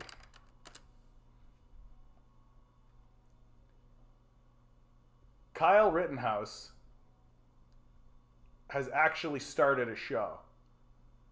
Yeah, you're getting all this kind of shit. He's on a show that is about guns. Like, he just started it. Come on. That's so annoying. I wish I could just find it. I gotta save this shit. Oh yeah, here you go. Here you go. Under fire for starting a new YouTube channel on guns. Hey guys, thank you guys for checking out my YouTube channel. I have some great content that I look forward to making for you guys. Thank you, Brandon, for helping me get started, for letting me film with you and giving me some great advice. So I don't know if it's great advice yet. We'll see how the channel goes. It is advice. It's advice. We don't know if it's quite great. Yeah, we'll see. We'll see. But you guys can help him out by going ahead and liking this video, commenting, boosting the algorithm, say what kind of content that you want, and also, of course, by subscribing. Thank you guys very much for continuing to support me, and I'll see you guys in the videos to come. America is fascist. Like, Kyle Rittenhouse literally took a gun, said on camera that his intention was to take a gun and go kill people. He took a gun, crossed state lines with it, put himself in a situation in order to be able to use it, opened fire on citizens, killing 2, and then went to trial and was let off the hook. We love psychopaths. We love them. And Kyle Rittenhouse, so now he's got a YouTube channel, nationalgunrights.org. So he's embedding himself in the gun nut lobby, right? They consider him a hero, right? A hero of the cause. He went and did what the rest of us only dream of doing, which is open fire on black and poor people, right? And then he's going to build his cred, and they're going to groom him. They're going to groom him, right? Like, they're going to groom the shit out of him, and he's going to get like voice training. He's going to get connected to like whoever's training Donald Trump and the Trumps, right, and all this shit. And then when he's like 35, he'll run for office. Right? Exactly as Nova Scotia says.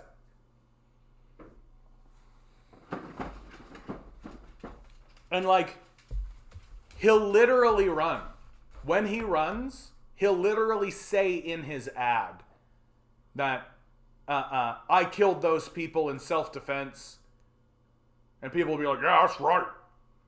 Guns are good to defend yourself. I put in the Discord video showing the evidence China's going to invade Taiwan. Okay, let's do it. Because this is actually a story that I think is really... Okay. This is a story we should pay attention to. Oh man, sure. This is big. And almost no one in the West is talking about now. it. What China, Russia, and the United States have done over the last few days will change everything in the biggest way possible. And it's already leading to an economic world war, the likes of which we've never seen before. We'll get into the stunning details in a minute, but first, you'd be forgiven if you were distracted by headlines over the past few months saying that Xi Jinping of China will be thrown out of office soon, or that Vladimir Putin is hiding in a bunker somewhere, all of this is a distraction and none of it's true. In fact, these two world leaders have been meeting regularly, building up massive stores of gold, silver, and securing land that includes as many precious minerals as possible. They've been meeting recently, in fact, to align their currencies together, simpatico, around precious metals. Now, China doesn't have a lot of precious minerals and petroleum, so they need this partnership. And Russia doesn't have the semiconductors and the electronics, so they need those from China. It's a great symbiotic relationship that has grown by over 40% since the start of this war. Yeah, since the beginning of this year. Now, while at the same time the United States announced they are now $31 trillion in debt, $7 trillion of that is to China. So who gets the upper hand now? But the United States is getting desperate, which I will show you more about in a second. And what the Biden administration just did might make your jaw hit the floor. I promise you, no one is reporting on this. It's an astonishing story. Meanwhile, China just congratulated Russia on the annexation of the Donbas region, which is one of the most mineral-rich areas in the world. That is now under Russia's control. So far, so and just good, a few hours ago in China, yes, earlier this morning, China's President Xi Jinping opened the CCP conference with a speech that most of you who watch Western mainstream media will never see. But it was a historic speech, in my opinion. Xi Jinping outlined how China's control of Hong Kong is now complete. And that Taiwan is next. Let me repeat that. Xi Jinping stood up and declared the control of Hong Kong is now complete and Taiwan is next. Think he's bluffing? I don't. If you've been watching my show... Hold on. That's not an invasion. I'm just going to put that out there, right? Like, the transfer of Hong Kong to China was diplomatically done. There's a long history there. Right, and of course, China has had to do a great deal of militarization in that region to suppress color revolutions and to suppress an attempt by the United States in order to foment an uprising in Hong Kong. Like, that's far from an invasion. For any length of time, you know that I've been saying that the coming war with China is the biggest story in the world, and it's the main story. And China's full control of Taiwan will be the catalyst. Russia's annexation of the mineral-rich Donbas region was just the start of this show, a template for how this is going to go. NATO can fool around all they want in Ukraine because they don't really care about Ukraine at all. They will use Ukraine, and Russia will never give up the Donbas. And I like this guy so far, man. I gotta tell you, it's guys like this that make me feel bad about myself. It makes me, what this guy is doing right now is he's making me go like, what the fuck am I even doing? Why am I doing this YouTube channel, for fuck's sake? This guy's great. Look at this guy. He's handsome. He's well-spoken. He's got a good voice, right? He's laying out the truth. He's laying out the facts. And he's doing it with like clips and like an intersect. Am I pointing the right way? This thing does like a mirroring thing. Am I pointing the right? No, it's got to be this way. So I'm pointing at this. Fuck you, dude. Fuck you. You fucking piece of shit. Fuck you! How dare you be better at this than me? He's fucking bullshit. America and Western powers will be weakened for spending billions of dollars in a fruitless provocation of Russia. Next to America's failures in Vietnam and Afghanistan, I believe it will go down as one of the biggest military mistakes in Western history. Here's a stupid idea. Let's get the NATO countries together. Let's install a puppet government in Ukraine in 2014, which is what they did. He's telling the truth. And then let's provoke Russia. Sounds like a great plan. He's telling Morons. The truth. How'd that work out for you? We will be able to look at a calendar and pinpoint the moment when Western leaders created an energy crisis and an economic catastrophe that crippled Europe and by proxy America, all in an effort to somehow preserve the US dollar's role as the reserve currency of the world. Broccoli cheddar rice, thank you.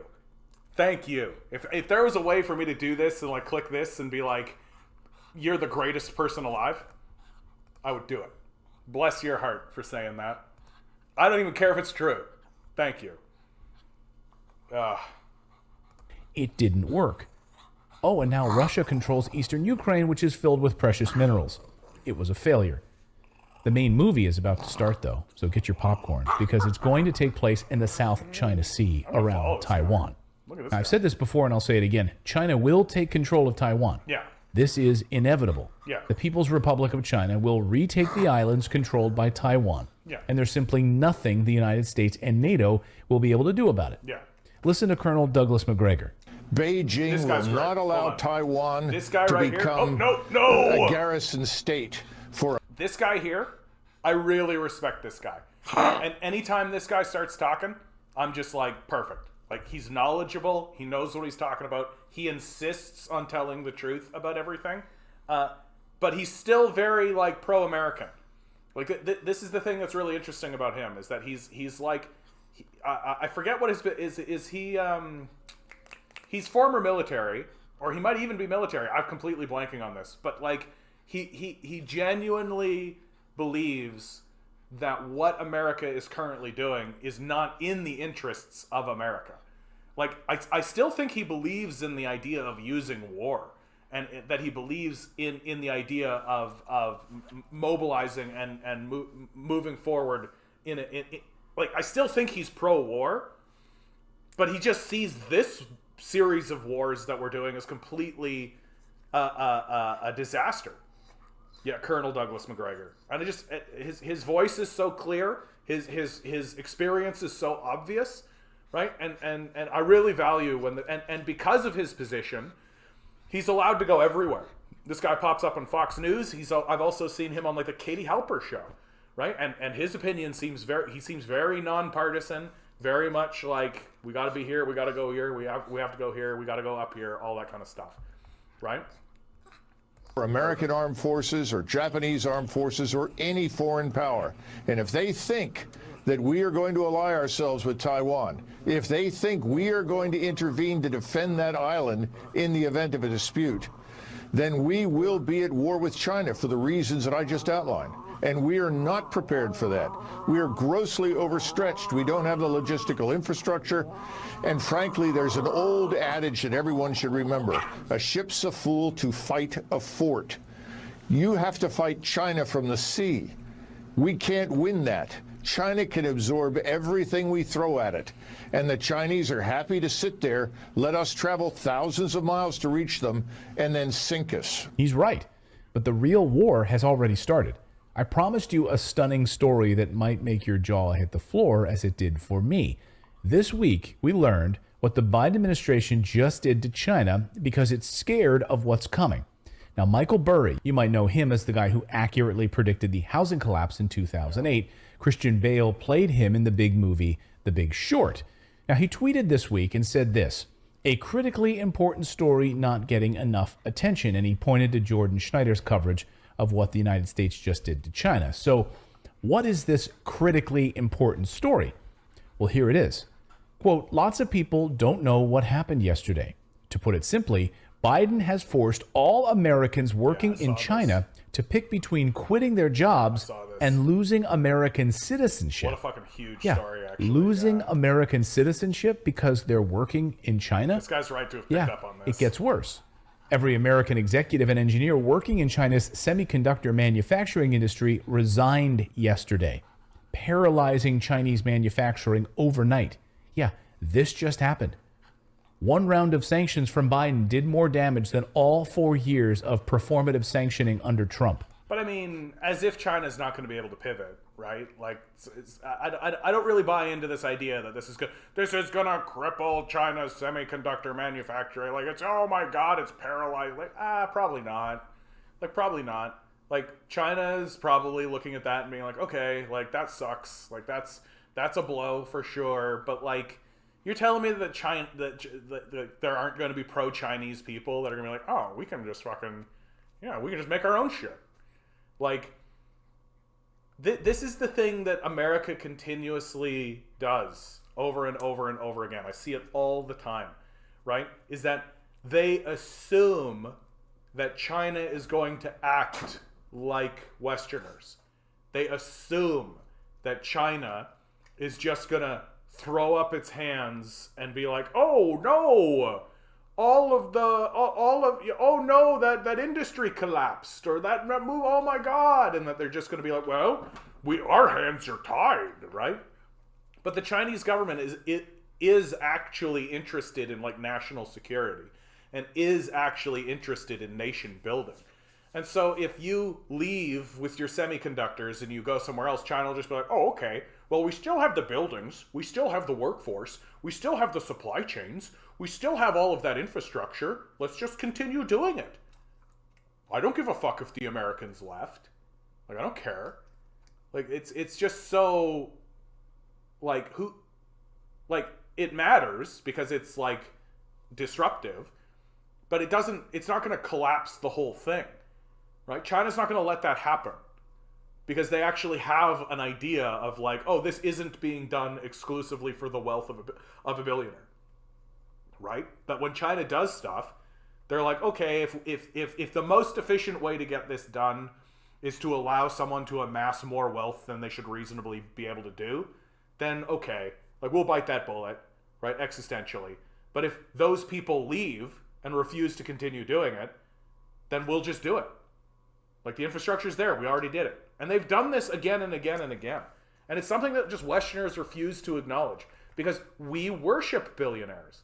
We genuinely think, like, when billionaires say, if you raise our taxes, we'll just leave, we all just go, oh my goodness, that's a significant and serious threat. As opposed to saying, then go. Like, take your money and get the fuck out of here. Sell your assets, sell your businesses, sever your business ties, sever your supply chains, right? And get the fuck out of here. You know what's going to happen?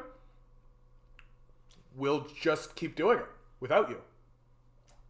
That's what'll happen. We'll just keep doing it without you. And that's 100% what China's going to do. So while this story is big from a political standpoint, it's not going to be an enormous economic story for China. Like, China is going to pivot out of this pretty cleanly, if you ask me. And in fact, from the Chinese perspective, it's preferable that it goes down this way because their objective is to socialize all this stuff anyway. So you're basically just doing it for them, right? With the new Biden sanctions, all American suppliers of IP blocks, components, and services departed overnight, thus cutting off all service to China. Long story short, every advanced node semiconductor company is currently facing comprehensive supply cutoffs, resignations from all American staff, and immediate operations paralysis. This is what annihilation looks like. China's semiconductor manufacturing industry was reduced to zero overnight. Complete collapse, no chance of survival, he writes. So what then? How does China respond? Will they just sit back? Of course not. No. So what island produces the largest amount of chips in the world? What island did Nancy Pelosi fly to recently to check on her investments with chip manufacturers? What island immediately restores China's chip dominance by being under China's full control? This is what war with China looks like. That's why Russia and China have been stockpiling gold and silver and precious minerals, specifically for these component parts, but also to shore up their currencies.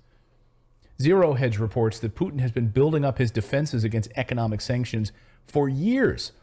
It's almost looking like he knew this was coming. И так называемые наднациональные элиты не стремились сохранить существующий порядок вещей. Наступает все-таки новая эпоха, новый этап в мировой истории. И только подлинно суверенные государства могут обеспечить высокую динамику роста. So as the Western media started talking crap about Russia, Putin started stockpiling gold and getting rid of the US dollar reserves.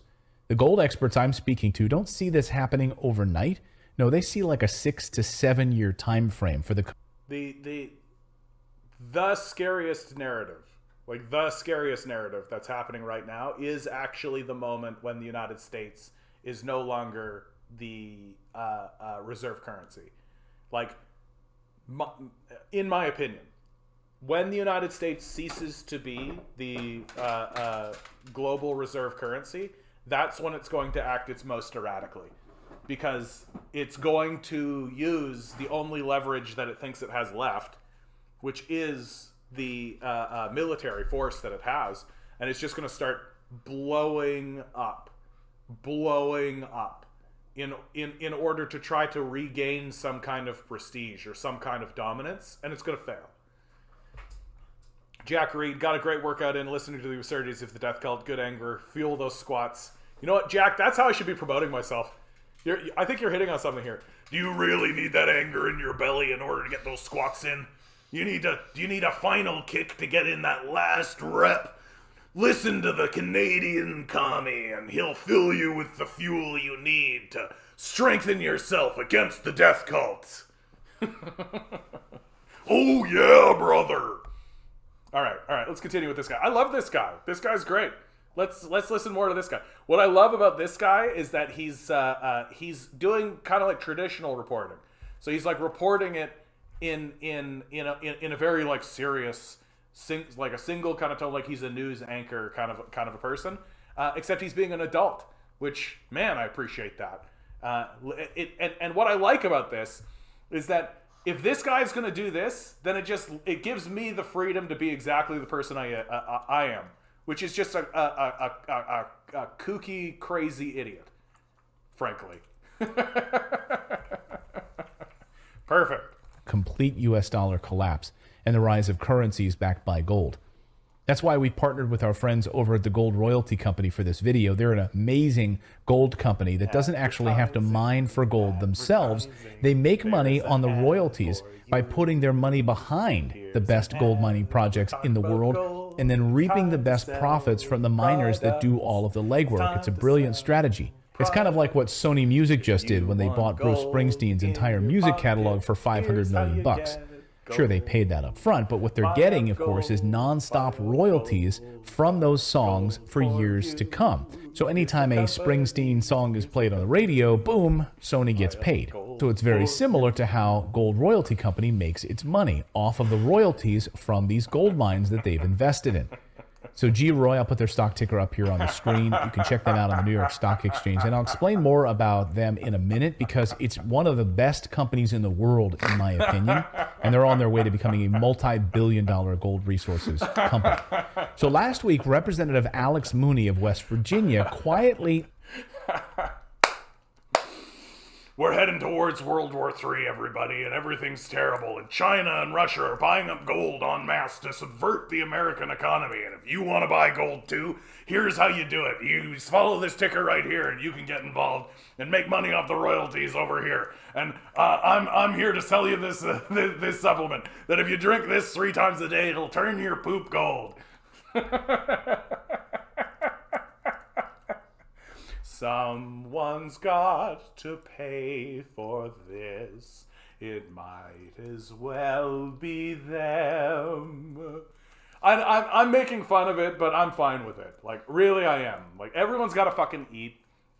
If some gold commodity company walked up to me and said, "Hey, John, every 30 minutes, can you just mention gold and just say, hey, if you want to make some money here," I'd fucking do it.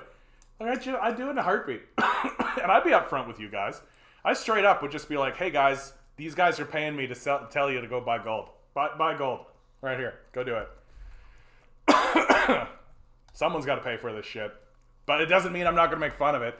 I think that what makes this one especially funny is how perfectly it was integrated, right?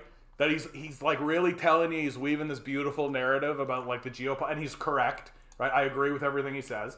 And he's created this really beautiful narrative, and he's just like, we're heading towards like a collapse of the American dollar as a reserve currency. China and Russia are buying up gold, and if you want to buy gold, it was so perfect. Like, it was so like just absolutely like, here comes the ad, here's the narrative we were going on. It just went. You gotta love it. You gotta love it. Introduced a bill in Congress. It didn't get much attention, but what it did was to put the US dollar back on the gold standard. That was the bill before Congress. Yeah, there's a real concern among a handful of American politicians that the collapse is coming faster than expected. Just look at how the US is handling the inflation problem right now. Biden's economic advisor, Cecilia Rouse, was asked this morning on television, when will the so-called Inflation Reduction Act start actually bringing down inflation? Here was her response. Yeah, I'm just curious, and a lot of Americans are curious, when the so-called Inflation Reduction Act will really start to bring down inflation. So the many parts of the bill will start to take effect next year. For example, there are tax credits for energy to help people weatherize their homes and also bring down other forms of energy costs. So we are focused on helping to make that transition to clean energy in a way that brings down energy costs for families. Oh, right. So those tax credits to help people weatherize their homes, which will kick in next year on your tax return, that's going to somehow reduce inflation right now? Gotcha. They think we're all stupid. Yeah. So investing in a company like... Well, and let's be really clear. Okay? Let's be really clear. We are very stupid. Like, here's where this guy and I are gonna split. Is that this guy's going to say something like, these guys think you're stupid, but you're not stupid. But I'm absolutely going to sit here and be like, these guys think you're stupid because they've done their research. Not you guys in the chat. You guys are cool. But come on, man. Like 50% of the society is functionally illiterate. Like you can basically say what you like. Like for real, like there are enormous garbage level lies that exist in the society that people will just uncritically say and listeners will just uncritically be like, yeah, that's right. Like, you can literally say that Mao killed 100 million people in a famine. You can just say that.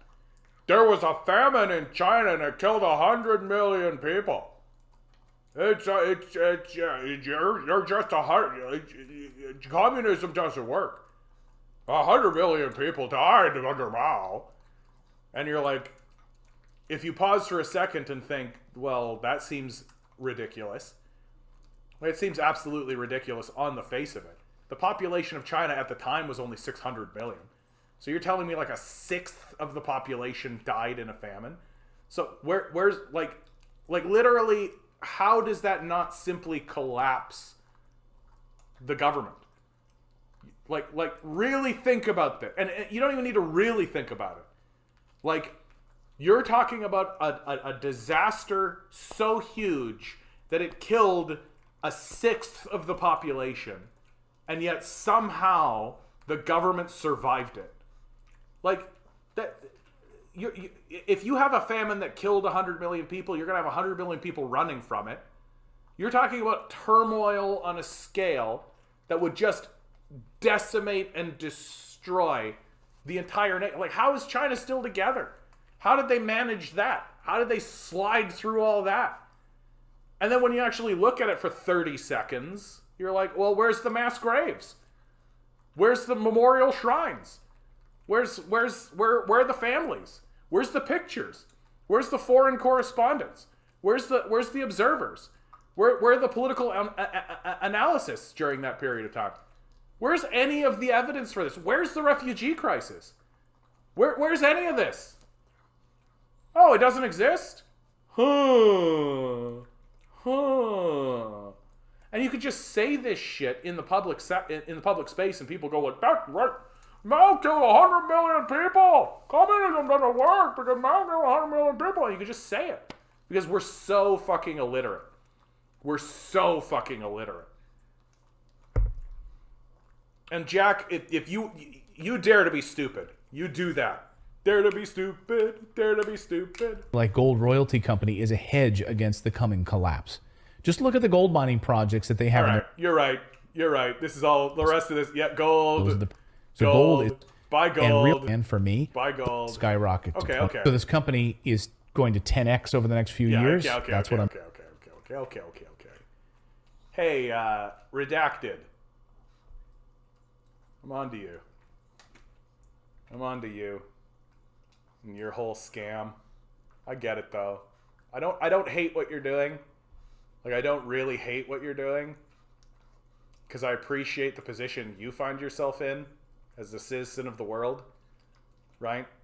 Like, what I am doing right now is working an entire other job, right? That barely pays my bills. And then I do this show in the scant days that I have available to myself, right? and the only income I have right now is from my beautiful Patreons, from the people who are willing to put money on the table in order to support me, right? So I could appreciate that you're sitting there going like, well, I don't want to work another job, so gold company? But this is a lot, dude. Like, come on. Like, this is a lot. Like, it's a 14-minute video, and you're dedicating at least 25% of it to ad space. Like, come on. Like, this is an ad right here. Yeah, ticker. Come on. And then you did a part before it, too. 25% of your video being an ad's a bit much, bro. That's a bit much. And you're telling me that this guy does this all the time, where he gives you like really solid geopolitical analysis and then manages to pivot it all into gold? Well, look, when it comes to this kind of stuff, yeah, without advertising, it's an ad, exactly. Like, without being explicit that this is like an ad, even though it obviously is. Like, it obviously is. He's obviously trying to get you to go to this site, 60% growth potential buy gold over the next 3 years. Company. He's obviously trying to get you to use this ticker, right? Obviously. Love and investing again, in companies like I'm not this mad about because any of this. Subscription, the projects that they're this working doesn't on. piss me off.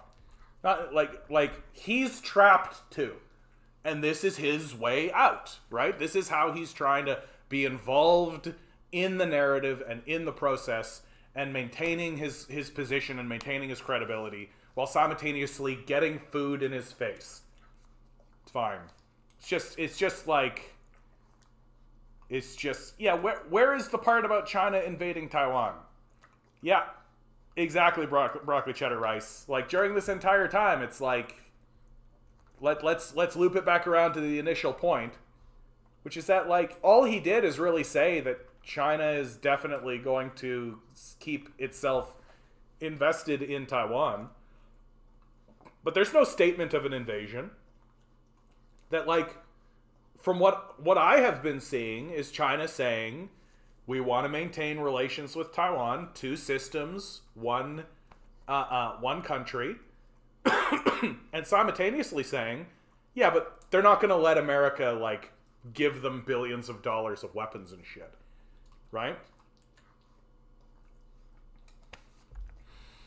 Oh. Yeah, I should do that clip the video thing too. Yeah, China wants the chip production in Taiwan. Yeah, of course they do. No, of course they do. Like, I understand the narrative. Like, I understand the narrative, but that doesn't equate. Like, it's not as simple as China wants this, therefore it will. Right? Like, I think that if China invades Taiwan, it will do so because it views any other alternative as an existential threat. That America wants to use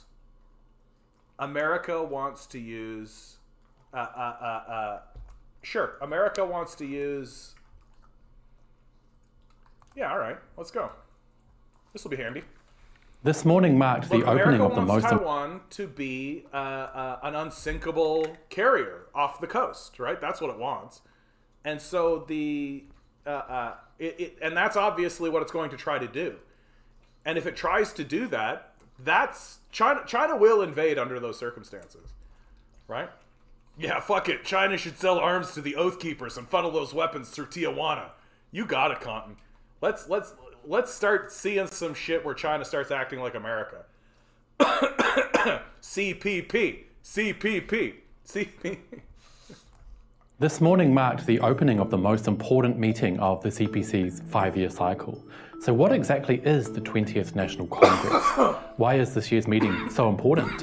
Who is involved and what do they do? And what is the Western media getting so wrong? These are great Welcome videos, to my man. simple So guide to the 20th National Congress of the CPC. Let's get started. I hope you guys are enjoying this, because I know I am. Unless you've been living under a rock for the past year or more, you will have heard about the 20th National Congress of the Communist Party of China, or the 20th National Congress for short. I gotta tell you, I'm really looking forward to this. I'm really looking forward to this. I'm looking forward to somebody who's just like, no crap guide. Here's what they say. Let's go. This is gonna be great. This is gonna be great. I'm looking forward to this. Actually, let's go with the popular Chinese term, which is even easier, 20大, which literally translates as 20, 20, big, 大, shorthand for the 20th big meeting. So what is 20大? First things first, I'll tell you what it's not. 20大 is not to be confused with other significant political meetings here in China. It is not the National People's Congress, or NPC, which is the highest organ of state power and is held annually. It is not the CPPCC, or the Chinese People's Political Consultative Conference. 20大 is the 20th National Congress of the Communist Party of China, which is held every 5 years and sees more than 2,000 outstanding party members, or deputies, elected to head to Beijing and undertake a series of important tasks pertaining to party business. It's the most important meeting of the CPC's 5-year cycle. The deputies of the 20th National Congress are basically those who have been elected from around China to represent the party at this significant event. This time, 2,296 deputies were elected from 38 election units across the country. Right here, those 38 units include provinces, regions and cities, central and state organs, and more. The deputies are considered the best of the CPC's more than 96 million members. What I like about this is it's just like an Australian sitting there being like, these are the facts about what's going on. We're going to talk about it. What do you think, eh? Let's have a conversation. So I'm going to just stare blankly into the camera and tell you the facts about what's going on. Like, God bless you, bud. God bless you so much. You're keeping everybody in the loop. We love you. We love you. So let's take a quick look at some interesting stats on this year's deputies. 771 of the deputies, or 33.6%, are frontline workers, including 192 migrant workers and 85 farmers. 619 are women, making up 27% of the total, which is a 2.8% increase on the 19th National Congress. 264 come from China's 55 ethnic minorities, which means they're non-Han. That makes up 11.5% of the total, which is nearly double the actual number of ethnic minorities in China. 6% of China's 1.4 billion are non-Han. The 2,296 deputies come from a huge range of backgrounds, including economics, science and technology, politics and law, education, health and sports, and more. The average age of this year's deputies is 52.2 years. Nearly 60% of deputies are under the age of 55, and 18.9% are under 45. Another point of note about 20大 deputies is that overall they're very educated, with more than 95% being university graduates. More than half, 52.7%, hold postgraduate degrees. The big tasks of the deputies at 20大 can basically be summed up as going over the progress of the party in the past 5 years, discussing and deciding on important party issues, defining the future direction of the party, revising the party constitution if need be, and electing a new central leadership. Two big parts of going over the progress of the past 5 years is hearing and reviewing the report of the 19th Central Committee. And it's my absolute favorite thing that happens in the conversation surrounding communism is like capitalists genuinely believe that planning is bad. Now, the government's sitting down and making a plan? Hard to see what the problem is, right? And then examining the work report of the 19th Central Commission for Discipline Inspection. They'll also review the Constitution. A big part of 20大, and the one that Western media has almost solely focused on, is the election of a new central leadership. But they're missing the actual most important aspect of the Congress, which I'll get into soon. During 20大, the 2,296 deputies will vote for the next Central Committee, a group of around 200 full members and 170 alternate members. The new Central Committee will then go on to elect the Politburo, which is basically the executive part of the Communist Party of China. Last time, the Politburo had 25 members, of which 7 formed the Politburo Standing Committee, headed by the General Secretary, which will also be voted on at 20大. But despite this aspect taking up almost 100% of Western media coverage leading up to the meeting, that's not what makes this year's Congress so significant. Here we go. According to the CPC, the most significant aspect of Ashada is the fact that it falls during an important time in the process of China achieving what are called the 2 Centennial Goals, one of which has already been achieved. The first Centennial Goal was to build a moderately prosperous society in all respects by 2021, which has already been achieved. This had a lot to do with the eradication of absolute poverty, the increase in people's quality of life, and a significant rise in GDP. Since that goal has already been achieved, it's now time to switch gears to achieving the second goal, which is to build a modern socialist country that is prosperous, strong, democratic, culturally advanced, and harmonious by 2049. How the country moves forward to achieve that goal will largely pivot around preparations made by the new party leadership, including the 20th Central Committee, the Politburo, and the General Secretary. This includes preventing and controlling major risks, reducing pollution, and deepening reform to ensure China can move ahead with healthy economic and social development. China's government prefers stability and long-term planning, unlike the chaotic process of governance in many Western countries who struggle to strive for, let alone achieve, long-term goals. Who says that all the time? That's why this pivotal moment as China switches gears from achieving the first Centennial Goal to preparing to make the second Centennial Goal a reality by 2049 is so crucial, and why Ashida is so significant. Well, that's basically it, you guys, in my simple introduction class to China's 20th CPC National Congress, or... Right. This guy's great. Bit dry, not gonna lie. Like, hard to pitch this as like regular watching, but that's fine. You know, that's fine. That's what we're doing here. We're all trying to stay informed and know what's going on. Look, China makes plans. Like, how many times do I need to say this? Like, how many, over and over again, I say this over, again and again. China is planning. It has a vision for the future. That vision includes the well-being of its own citizens. Is it a bumpy road? Are there things that happen along the way? Yeah, obviously. But, like, their trajectory is obviously line up. They're obviously making it happen. They're obviously doing it, and they're doing it through the power of talking about it and planning, right? But this concept of I love this little picture that this guy showed, because it really did capture it, actually. Like, this is a fail. This fails. Like, this doesn't work, right? Like, basically legalizing corruption, essentially making corruption part of the system, has obviously failed. And we're at a point now where we know it's not going to get any better. And to me, the major reason why the United States is senselessly ramping up war against China is because, for the same reason why they ramped up war against Vietnam, Laos, and Cambodia, and the same reason that they had to destroy these communist countries that were trying to build alternative models, right? Because they know that if the citizens of America see a prosperous country where the citizens are doing well, and they're doing well outside of a capitalist structure, then the citizens are going to start to ask, well, why can't we do that too? And so the American response has always been and will always remain, we must destroy it.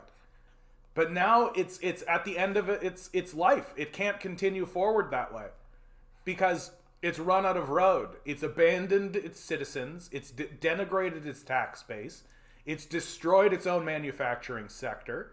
It's literally exploiting the citizens now for profit, right? And exploiting them through plunging them into civil war style conflicts, plunging them into a drug crisis, plunging them into medical crises, education crises, right? Not to mention the climate change crises, that all of the wealthy have configured themselves to extract as much wealth from the society as possible at the cost of the society, to the point now where the population is going into a population decline, and the life expectancy is also in decline. So as we move forward, the population of America actually declines, and it starts to decline more swiftly.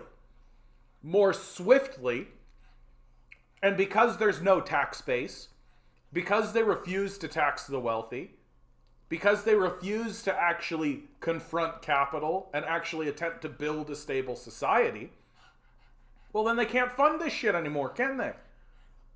Wait, where are you going to get the money? How are you going to pay for that? How are you going to pay for this military adventurism? How are you going to pay for any of this? Where are the Americans going to get the capital from? Where are they going to get the money from? How are they going to get the gas to even put it in the tank of these carriers? How are they going to get the fucking jets in the air? How are they going to man them? And they can't even get recruitment. They keep missing recruitment goals for their military service. So not only are they currently missing recruitment goals, there's also no hope for the future because the population is in decline and life expectancy is in decline. Like, it's going to get really obvious. Like, that's the thing that I keep saying over and over and over again. It's going to get really, really, really fucking obvious. And when America blows up on China, like it's blowing up on Russia, and when it fails to achieve any of its goals, and when China gets everything it wants, just how Russia is getting everything it wants, because America is unable to actually successfully mount a military campaign, and when the whole thing collapses, when the Great Depression ushers in again, when mass homelessness spreads, when the famines begin, when the wildfires spread, we're just going to be sitting here with our fucking thumbs up our bum. Well, China is literally going to be like, hey, let's create a moon base. Yeah. Like, we're not moving into the next phase of modern civilization, right? That the next era of modern civilization does not include North America. Quite seriously. Like, we are going to collapse into 100 years of humiliation, where our own citizens are going to struggle to survive, and the wealthy essentially erect around them gilded palaces. And we may not recover from that. Like, the future of North America may very well just be feudalism. Just a monarchical feudalism. Where it's like the Gates and the Bezoses and the Musks, right? Elon Musk the Third, Esquire, right? And they'll all intermarry with one another, and they'll just do feudal politics. Because that's how you maintain control in feudal societies. Just you wait, man. Wait until these guys start to intermarry their families with one another. Like, you can already see that happening to a degree. It's not done with all the pomp and the circumstance. There's none of the crowns and any of that kind of shit. But it fucking happens. It's just we seem to think that we're something other than feudalism. All right, guys, I'm throwing out as an offer to anybody who's interested. I am, what is it? If you would like to come and have a talk with me right now, follow the link that I'm putting here. Let me know that you have done it and that you are waiting to talk to me in the chat. And we can have a chat about whatever it is you'd like to talk about. This is something I'm going to start doing at the 8 o'clock hour. I'm a little bit late this time around because we did some other fun videos.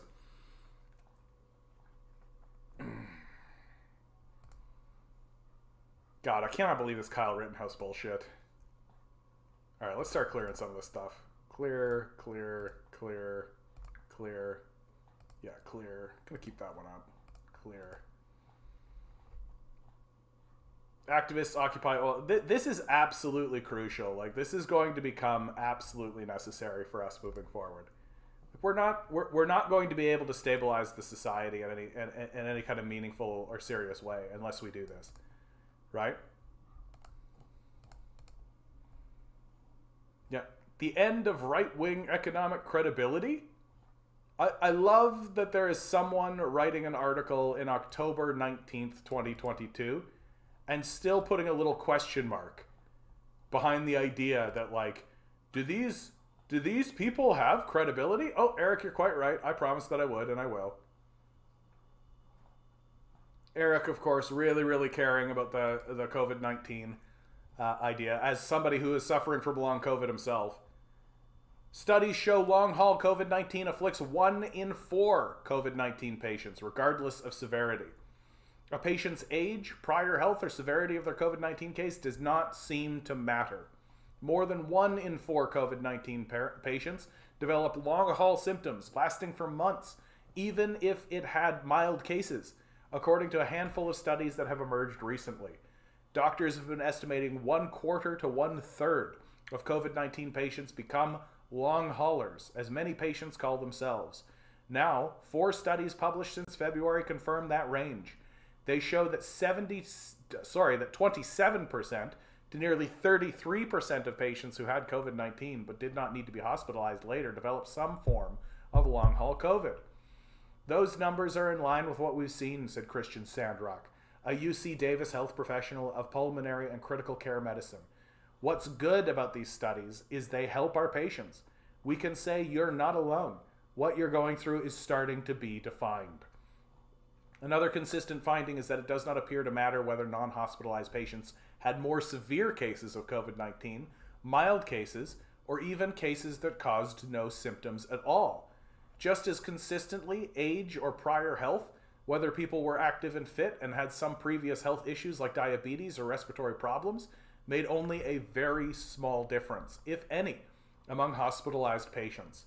Obesity and diabetes stand out as risk factors that make COVID-19 very serious and require hospitalization.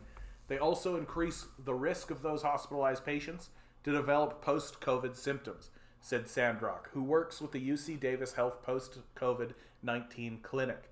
But among outpatients, risk factors made very little difference in the study numbers. That's also what we're seeing. Anyone can get long-haul COVID. Even the mildest cases can still cause long-haul COVID. The largest study is in preprint, meaning it's still being peer-reviewed.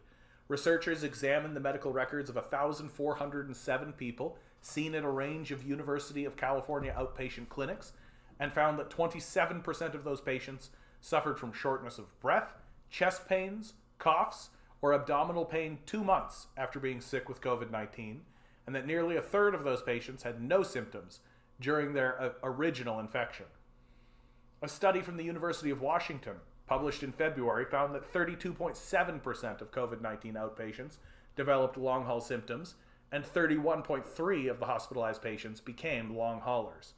The difficulty with defining long-haul COVID-19 for patients who are hospitalized, however, is that many patients who spend time in intensive care for almost any reason, heart attack, trauma, flu, and more, often take months to recover from both their illness and some of the ICU procedures that kept them alive.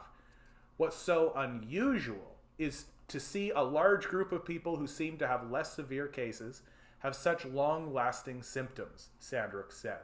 This is not something we've seen with any other infectious disease. Researchers are also defining the most common symptoms for long haulers. At Stanford Healthcare Study of Non-Hospitalized COVID-19 Patients published in the Journal of Clinical Infectious Diseases, and a study at New York City's Icahn School of Medicine at Mount Sinai, found both that fatigue and respiratory problems are the most common symptoms, followed by a mix of other issues, including what's being called brain fog, body aches and muscle pains, abdominal issues, and a loss of smell and taste. Fatigue and shortness of breath is what we see most, Sandrock said, but one of the things about post-COVID is that everybody seems to react differently. More studies are coming to learn about the symptoms and what's causing them. Currently, there are not even any widely embraced theories. The National Institutes of Health put out a proposal recently for a large national study. They're trying to help answer questions about what is happening with these people and how we can help them more, Sandrick said. In our post-COVID clinic, we've seen 130 to 140 patients now. Although this is still very new, we're all developing some experience and collecting some information that can help us offer our patients more help. With that experience, Sandrick said, doctors now know that some patients with long-haul COVID will make progress, although it's painfully slow. From the pattern we've seen so far, we can say some patients don't get better, but many do, although the pace is glacial, he said. We tell people not to look back day to day or even week to week, but they can see they're improving month to month. Right now, that is at least something, and we can hope we will learn more soon. Everyone in my family has had COVID. No one had long-haul symptoms. I wonder why. You know, it's just how it is, generation. We don't know that much about it. And to really increase the terror of this story, I have something here just to terrorize you. There it is. So this is a continuation from an article that I read from the Daily Mail yesterday about how a Boston lab created a version of COVID that had an 80% kill rate. Top NIH director admits Boston lab that created new COVID strain did not clear research with agency and only learned of details on dailymail.com. A senior U.S. health official today admitted that controversial COVID manipulation research carried out in a laboratory in Boston was not authorized, despite being funded by taxpayer money. DailyMail.com exclusively revealed yesterday that a team from Boston University had developed a hybrid COVID virus, combining the Omicron and original Wuhan strains, which had an 80% lethality rate. Public records indicate it was partially paid for using a grant awarded by the National Institute of Allergy and Infectious Disease, one of the federal government's main research agencies. As any government-funded research grants, teams have to explain what the money is being used for and how it will benefit the public. But today, Dr. Emily Erbelding, director of NIAID's Division of Microbiology and Infectious Diseases, said the Boston team did not clear the work with the agency. She claims she only found out about the experiments might have involved enhancing a pathogen and pandemic potential after reading the reports in the media on Monday. Dr. Eldbreding admitted feeling uneasy about the type of research the grants had been used to fund, given the lingering questions about the role of virus manipulation studies and the origins of COVID. Boston University's Biosafety Level 3 National Emerging Infectious Diseases Laboratory extracted the spike protein from Omicron and attached it to the original Wuhan strain that first emerged in China. The team then exposed it to human cells in a petri dish and to live mice.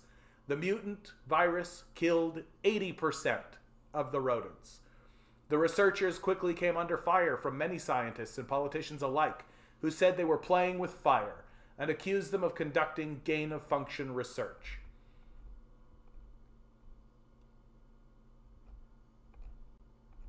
Like,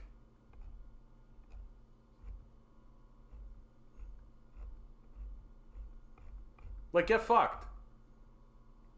Like, get completely fucked. Like, these people should be in jail. Like, straight up. Straight up. Yeah, we're just gonna build a virus that has an 80% lethality rate without asking anybody.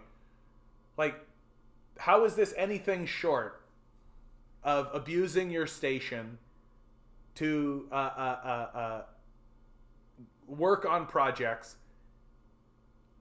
that are beyond ethical? Like, it's insane. It's insane. Like, forget about the ethics of it. Forget about, like, the moral quandary question. Just the basic, like, you want to create a virus that has the potential to be unleashed on a populace become completely uncontrollable, that has an 80% lethality rate, jail. Straight to jail. Like, are we going to have a trial? Like, when are we going to arrest these people? Is there anybody even calling for that? Like, if I was a congressman and I found out about this, I'd be like, so when's the trial? That would be the first question out of my mouth. So when are we, I'd like to sit on the board. I'd like to ask the questions. I'd like to bring these people in. When's the trial? That's what I'd be saying. Right? What do we got? Senator for Kentucky, Rand Paul, added he was troubled by the news, telling DailyMail.com that oversight of these experiments need to be strengthened to avoid the next pandemic. As the first senator to hold a congressional hearing on gain-of-function research that can create dangerous new viruses, I am troubled by the news of this research from Boston University. Are you serious? Like, why am I on the same side as fucking Rand Paul? Like, that's how fucking bad we've gotten. Like, are you fucking kidding me? I'm literally sitting here on the same side as goddamn Rand Paul. Fuck you. Like, here's a guy who literally has a cross with a football and like a turkey hand on his tie. And I'm gonna be like, yeah, this guy's right. Fuck. What a cartoonish reality we live in. What a fucking just cartoon level world I live in. Where just like, I'm on the same side as like my brother in Christ.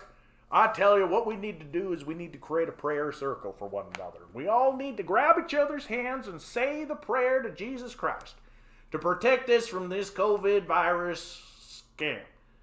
That the people of the Boston University, what they're doing there, it flies in the face of Jesus Christ. And we all know that Jesus Christ is trying to protect us. God bless him, he's trying to protect us. But how can Jesus protect us if we refuse to protect ourselves? That if we go ahead and we try to experiment on these mice and try to kill all these mice, 80% of these mice, that flies in the face of God himself and of Jesus Christ and the Holy Spirit. And we need to come together as brothers and sisters so that we can no longer live in a world that is plagued by these horrible afflictions. And I tell you what, I'm gonna get to the bottom of this for my citizens of Kansas, for the good people, the good Christian people of Kansas, and for the glory of Jesus Christ, amen. In the name of the Father and the Son. Like, and here I am just being like, yeah, like, maybe we shouldn't be so fucking stupid. And we're ostensibly like on this issue, we're on the same side. Like, what the fuck? What? What the fuck? Like, what the fuck? What the fuck? Hallelujah, Jesus Christ, pass the ammunition. I tell you what. Oh, man. Okay. So, do we have people waiting? A prairie proletarian? Here we go, bud. I'm getting in the voice channel. You've been server unmuted. Can you hear me, bud? Hello? Hello. Prairie proletarian. How you doing, bud? I'm pretty good. I'll be quick. I just want to touch base on what you were mentioning earlier about us devolving back into a feudal society. Oh, yeah, for sure. And while I find that as a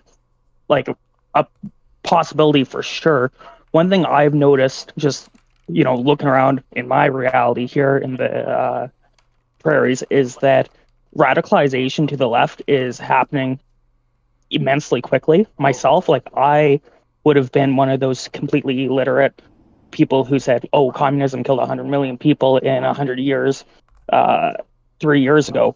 And at this point, I have a long way to go in my education, but I have read more books in the last 3 years than I had in the previous 20. And my workplace is more or less completely organized. We are a small business, so it wasn't big, but it's like we only had one owner without much capital to isolate for us to have control over our space. And obviously it's not massive because we're still within the broader system of capital. But what I'm saying is the masses are starting to move about and look for solutions. And yes, the fascist movement in North America is absolutely terrifying. They are not going to get backed by the world's superpower when it's China, not America. Yeah.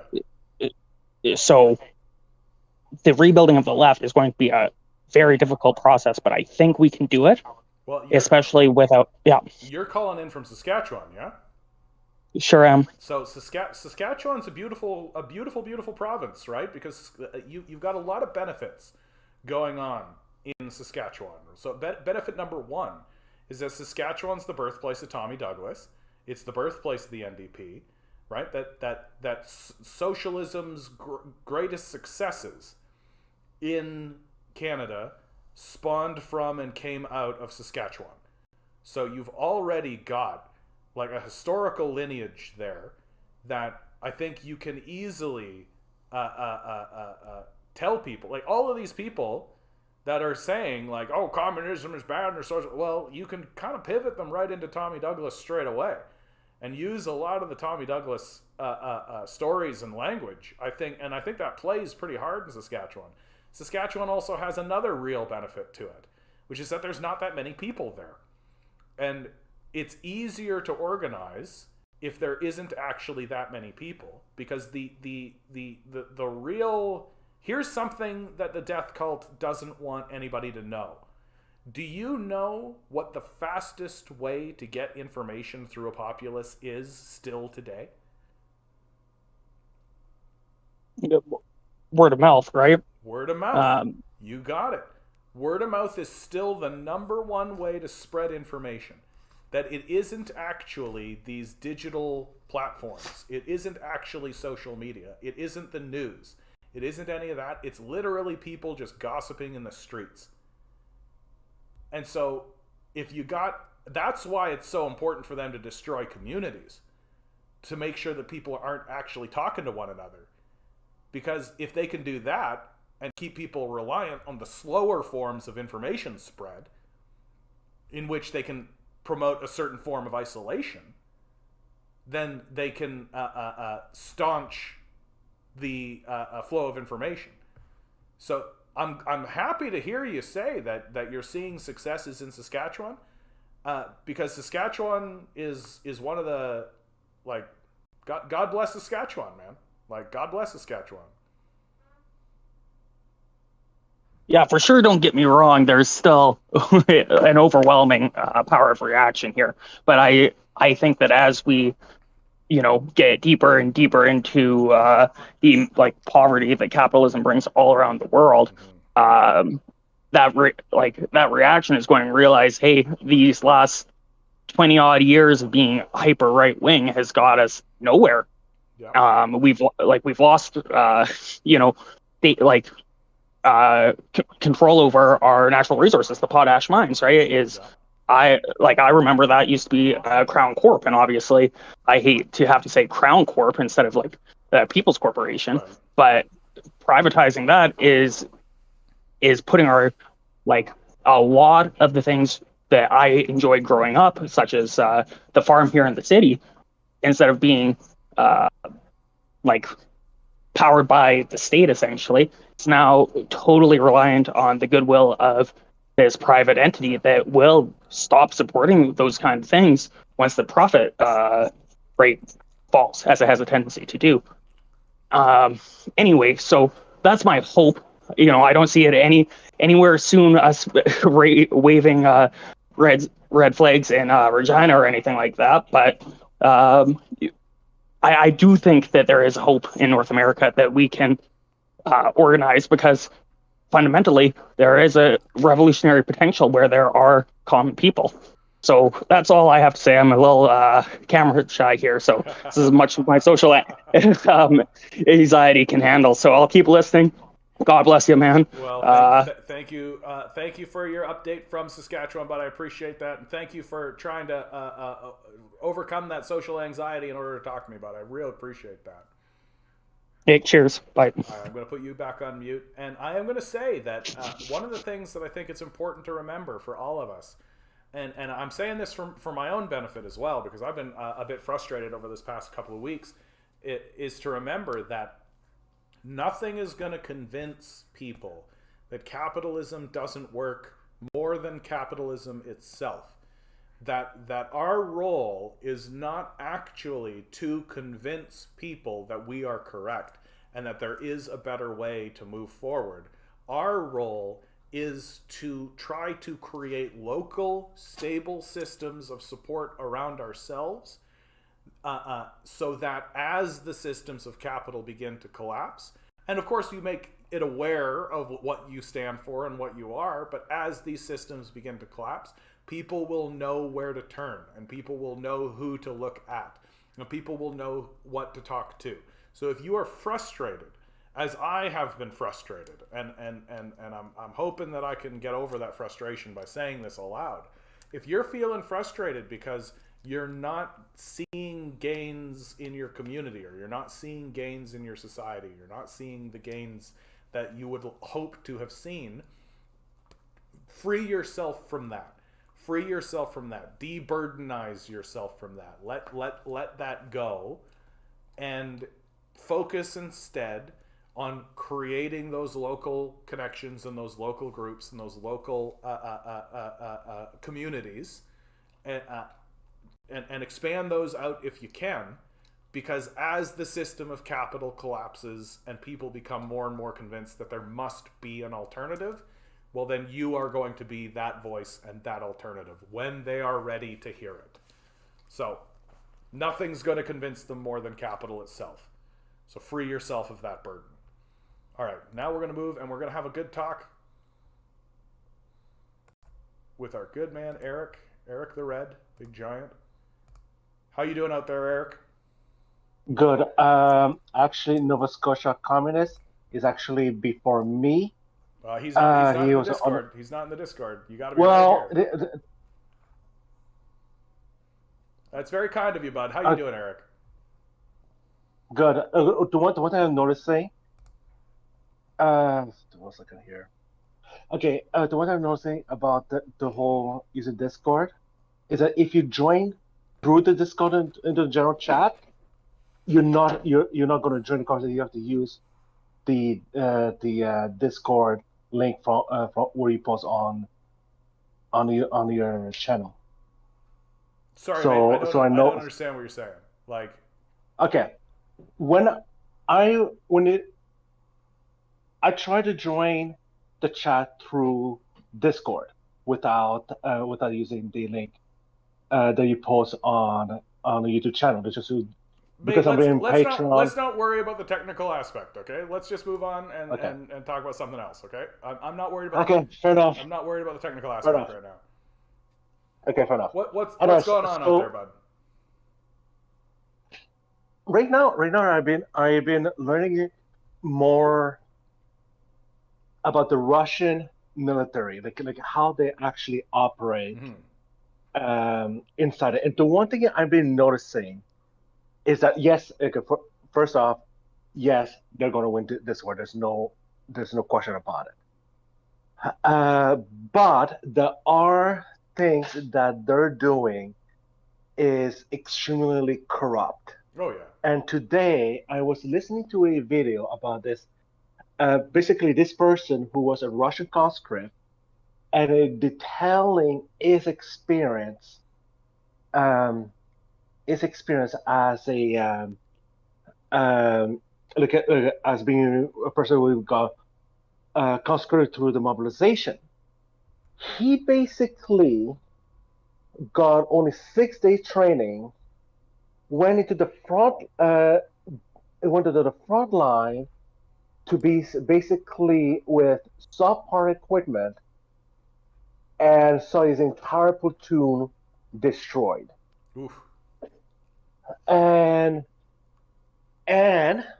he was detailing that the commanders, they're going to say, you're not going to go to the front line, and then the next thing he knows, he's in the front line, and they just basically abandon them in the front line. And this is not the first time I hear that kind of story. When this guy left the front line and tried to get help to support the support battalion, did they even know that they were under fire? What you're describing is something that happens fairly commonly in war, right? If you go and you listen to stories from World War II veterans, or you listen to hold on one second, sorry, Eric. So Nova Scotia, you can't join the Discord via the link, but you're in the general area of the. If you're in the general area of this Discord, bud, just double click on the general voice channels here, and it should take you in. That was the issue I was trying to describe earlier. So if that doesn't resolve it, then I don't know what's going on. So this is the thing with war, right? This is the thing with war, is that it's not clean. It's very disruptive. It's very disorganized. It's very ridiculous. There is chaos and mayhem on all fronts at all times. And to hear this story, that I was trained for 4 days, and I got sent to this place where I was told I wasn't going to get sent, and I got thrown on the front line. Our platoon got destroyed, and all this kind of stuff. So you know what that sounds like to me? That sounds like basic military disorganization. And that happens on all sides at all times. There's literally no such, like, it's not like a Command and Conquer map. You know? And I recognize that. I just want to point out that there's like corruption in that's happening within the Russian forces, and it's just one of those things that I think that we should kind of be aware of the disruption. I also do know that I was listening to Scott Ritter, who was talking with a Russian political analyst, a Russian policy maker. Yeah, Scott Ritter is a good source. Yeah. Anyways, that Russian person was saying that right now, what Putin is trying to do is basically kind of like centralize the military power and try to, because it's becoming so big, they're realizing the inefficiency on how they operate, and they're trying to kind of like consolidate their power, and they're using the same model that Stalin did during Second World War. Right. And I am finding interesting that they are doing that. They're recognizing their inefficiency from within their structure, and they're trying to improve it. Yeah, of course. I just wonder what your opinion on that. Well, to me, I think the scariest thing from Putin's position is that you can lose control of militaries, right? Like, the Americans have lost control of their military, that the military is what's running the show. And if you're someone like Putin, or even the oligarchy within Russia, you've got to be very concerned with the idea that if the military can get together and start running the show itself, that, in my view, is what's happened in Ukraine, is that people are so hyper-focused on Zelensky and the political apparatus of Ukraine, but the truth is that the Ukrainian military is what's running the show, and NATO is what's running the show. And so like, I actually use to prove your point further. There's a video that exists where Zelensky goes to the Donbass in 2019, shortly after after he was elected. He begs to the neo-Nazi there that they have to listen to him, and they just gave it the middle finger to him.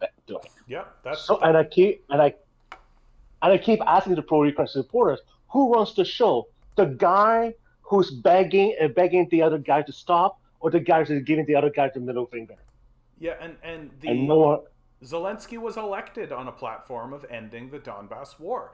This is how you know that the people who are commenting on Ukraine without mentioning the Donbass war, the 2014 coup, are completely illegitimate. Like, they literally don't know what's going on in the area, because how can Zelensky run on an anti-war platform if the war hadn't begun?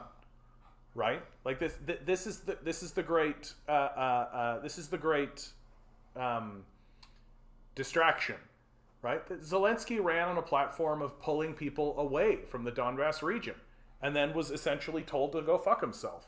And we all know that that's the truth. Yeah, and yeah, I'm not surprised to hear, and I'll never be surprised to hear, like moments of military botching by the Russians, moments of oversight, moments of of improper distribution of resources, right? These kinds of things are common. That it's completely normal during these sorts of high scale military moments that you just have.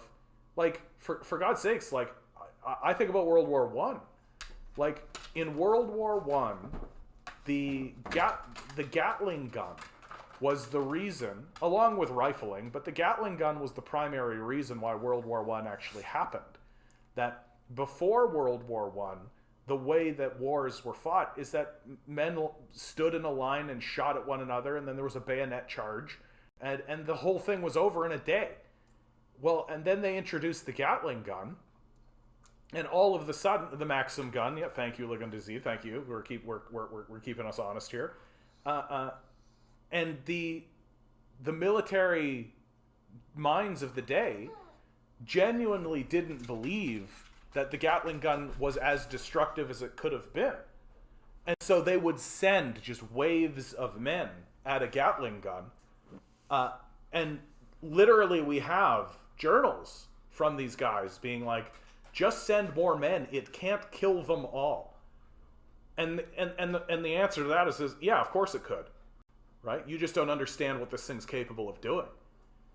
And it's from that we get trench warfare, and then artillery warfare, and then it all falls out from there. And then suddenly a war that used to be fought in a day or two is now fought over 6 months, and the land is destroyed.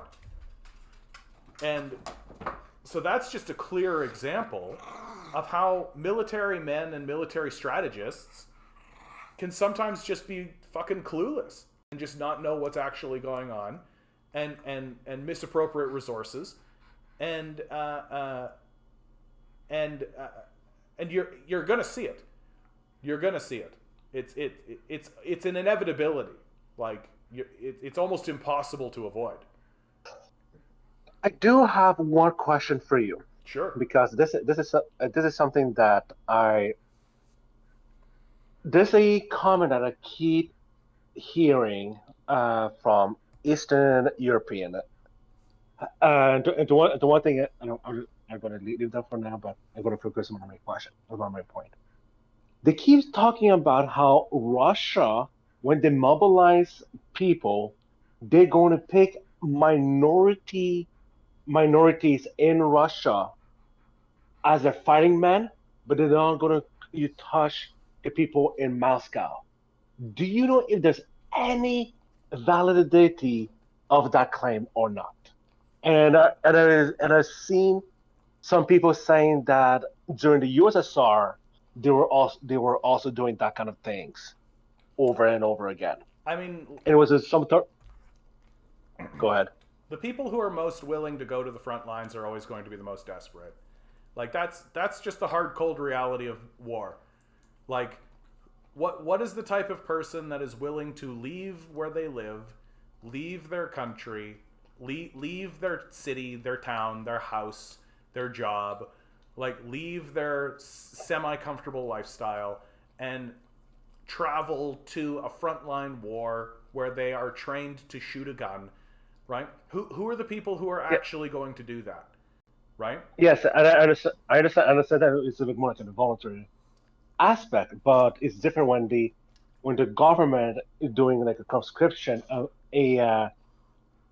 by law you are being called to serve. That is a different. You don't really have a choice. You receive a phone call from the government tells you that you have to go to the front line. You have no choice. Yeah. And it is that aspect.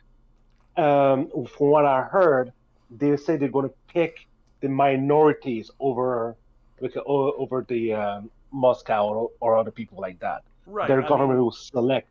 I feel like that's just a talking point that is the classic like fascist deflect away from the class dynamic and go into the racial dynamic, right? Like that's usually what they're going to do, because in my perspective, like the military is going to call poor people. Like sorry, like let's be really straight about how militaries are.